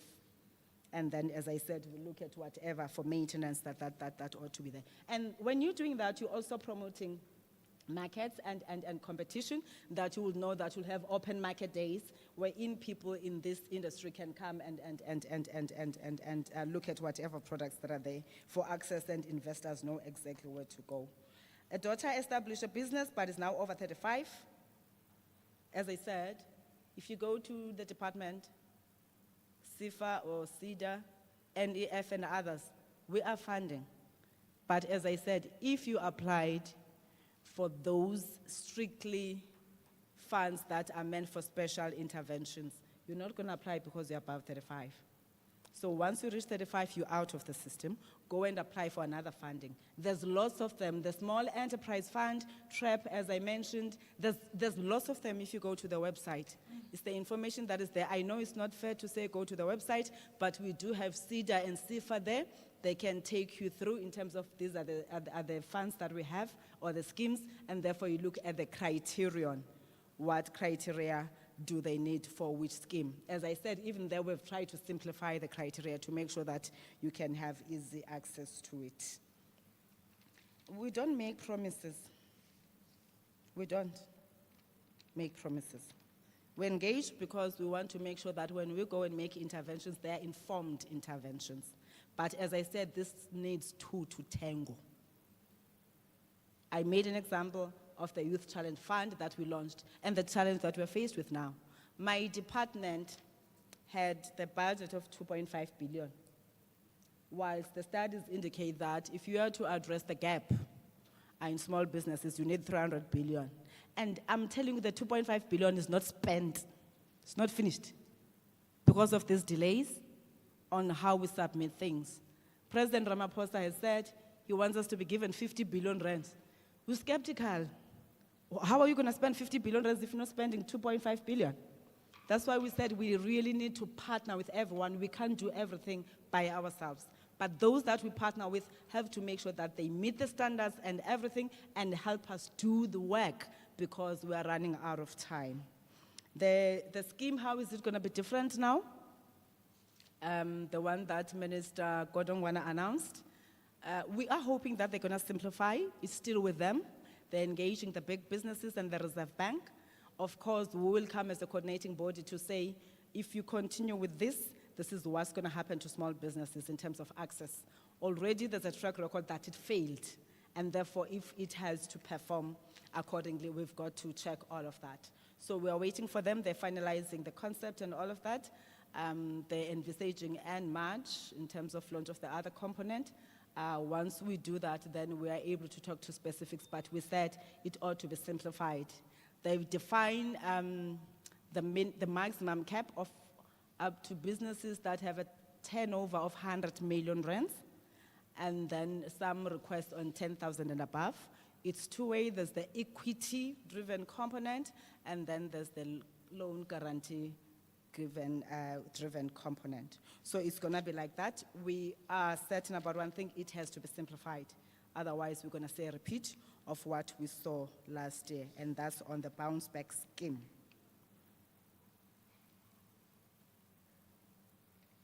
I spoke to NEF. I spoke about us, that we're going to be working closely with the mayor's office and the LED offices to tighten things so that we are aligned. I therefore want to congratulate you, Mayor, MEC, for inviting an audience that has been responsive and paid attention to what we needed. There is nothing frustrating like coming to a meeting and then it just gets to go the other side and you end up not getting what you want. Because as I said, we're not just here to show our pretty faces, but we're here to learn and understand the dynamics of the area so that when we're saying we are allocating this money for Northern Cape, what are the dynamics in Northern Cape? And therefore, we will be able to spend, because I told you we're not spending right now.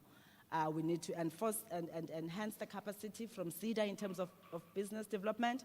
And those are the things we had other people that were saying we have experience in this and all of that, which means our CEDA offices must come closer to those people because we've got to massify and make sure that everything happens.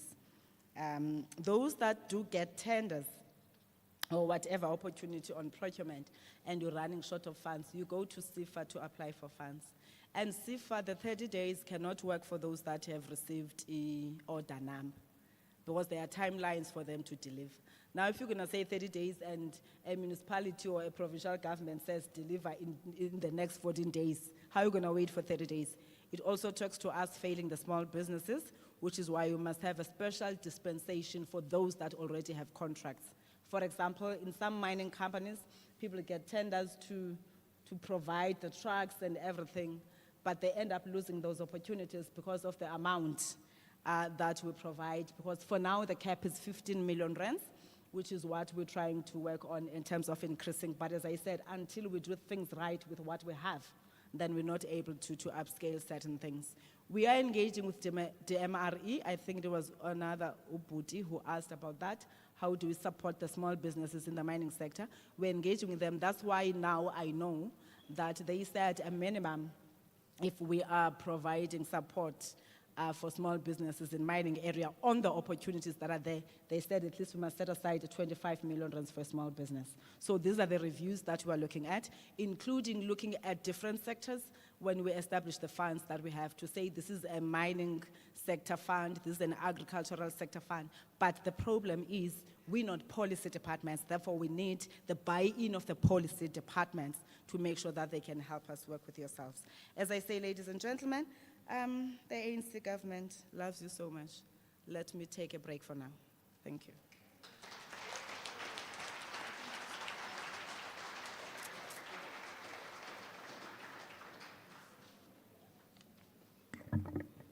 Wat klink die besighede nou so moeg? Kan ons die minister nog 'n lekker warm handeklap gee asseblief?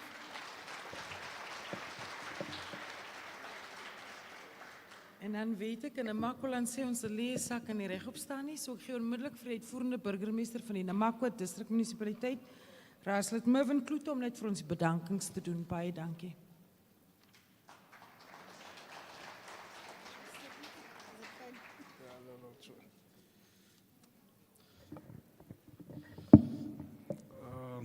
Chris Fortuyn, ek raak altyd ongemakkelijk met die goed.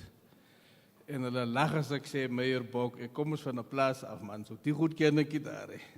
So is altyd moeilik. Baie dankie, programdirekteur, speaker van die distrik, Raadslid Gillian Peters. Ek moet net sê, voor ek die bedankings doen, hier was 3 menere wat baie stil was vandag. En ek kan nie glo nie.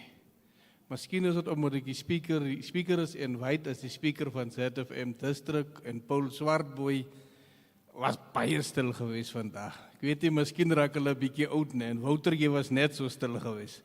Ek weet glad nie, ek ken jou nie as so 'n stil persoon nie. So miskien moet ons meer ministers hier White, dan is julle nogal redelik in toom nie. En dan praat julle nie baie nie. Ja. But Minister Stella Ndabeni, thank you very much for coming to Namakwa, bringing this roadshow to Namakwa, and also engaging with our small businesses and hearing what is the challenges that we are having within Namakwa. We really appreciate it, and we hope it will not be the last visit from your side to our region. Also, MEC Vosloo, baie dankie ne, dat jy gekom het.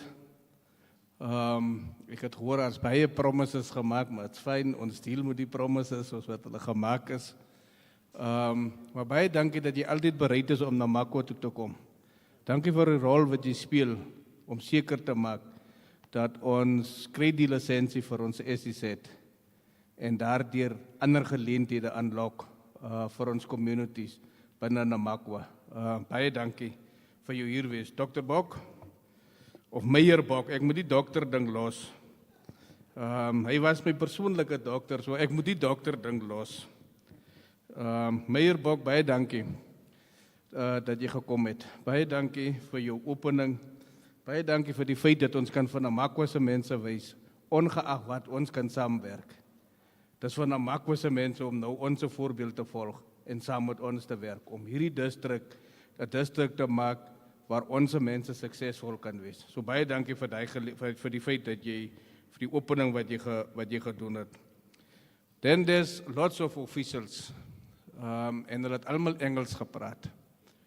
met die briefing, Honorable Mayor van ZFM.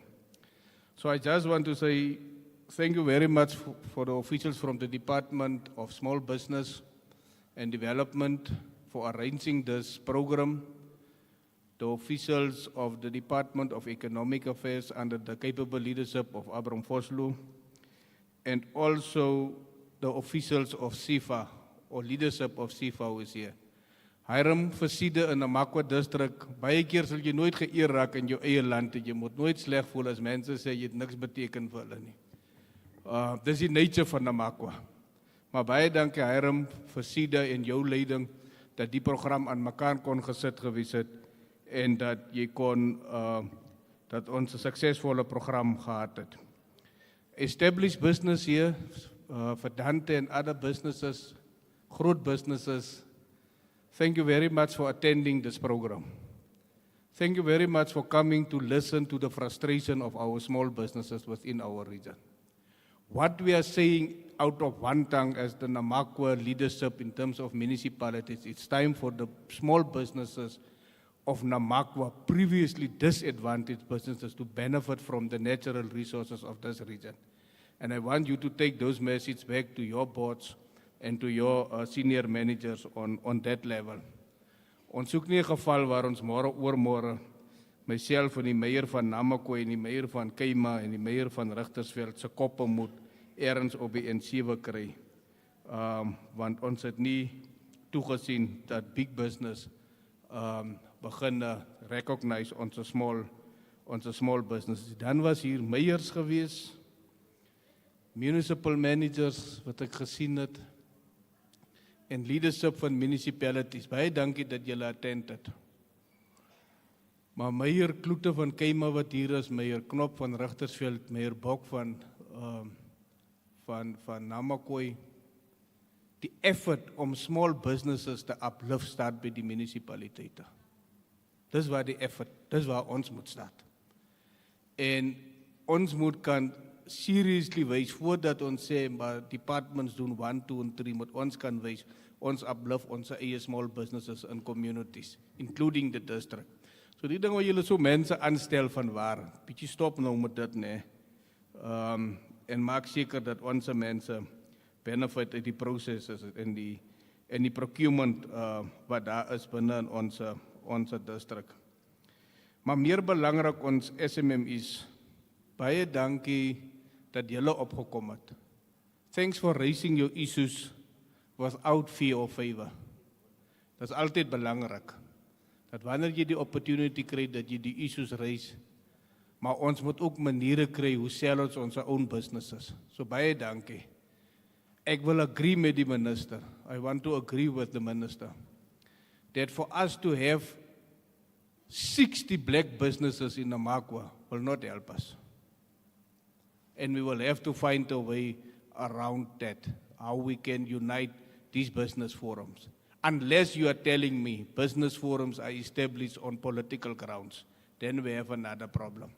So one thing I want to say, I think businesses, small businesses should come together because your sole purpose should be to do business and to grow the economy of this region. Our responsibility in terms of the constitution as local government is just to create the environment, to create an environment whereby business can operate. So I think that's something we will have to do, because I'm seeing problems for mining houses like for Dante, if they must meet every second week with a different business forum in this region. But I think that's something we can work on. We are not enemies of one another. We know one another. I think that's something we can work on to make sure that we have one body that speaks to our needs in Namakwa. Lastly, I just want to thank the established businesses of Namakwa in their absence, because they are not here. We are always pointing fingers to government. Government must do what? But the businesses, established businesses within our region is not coming to the forefront.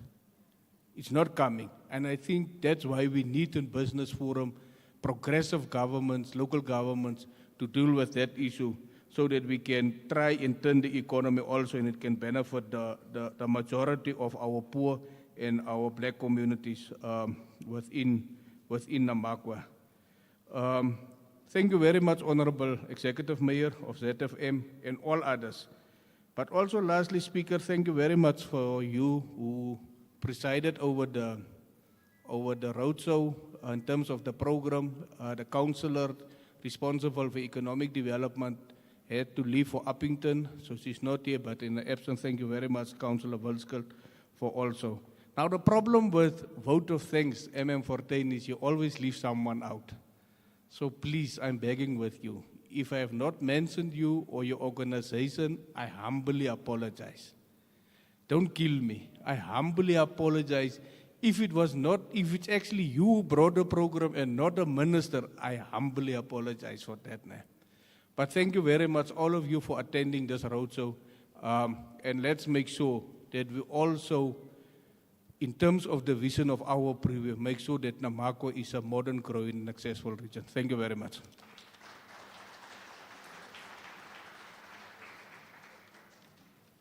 Misschien nog aan de klap voor de uitvoerende burgemeester. Uitvoerende burgemeester, ik wil je geruststellen, iemand het voor mij WhatsApp gestuurd om te zeggen, je hoeft niet te worry as je iemand uitgelaten bij die programma. Het is daarmee bij begrafenissen. Je is net bij begrafenissen wat hulle die bedankings doen. Je laat één mens uit, dan is geen moeilijkheid. Dames en heren, ons het gekomen aan het einde van hierdie program. Die bedankings is reeds gedoen, so ek verklaar die vergadering as vandaag. Die gasten kan net so sit en die eten sal in julle verskaf raak. Terwyl die paneel op die verhoog afstap, kan ons net weer vir hulle hande klap kry en dan kan ons daar so 'n nice Namakwalandse treffertjie kry. Baie, baie dankie.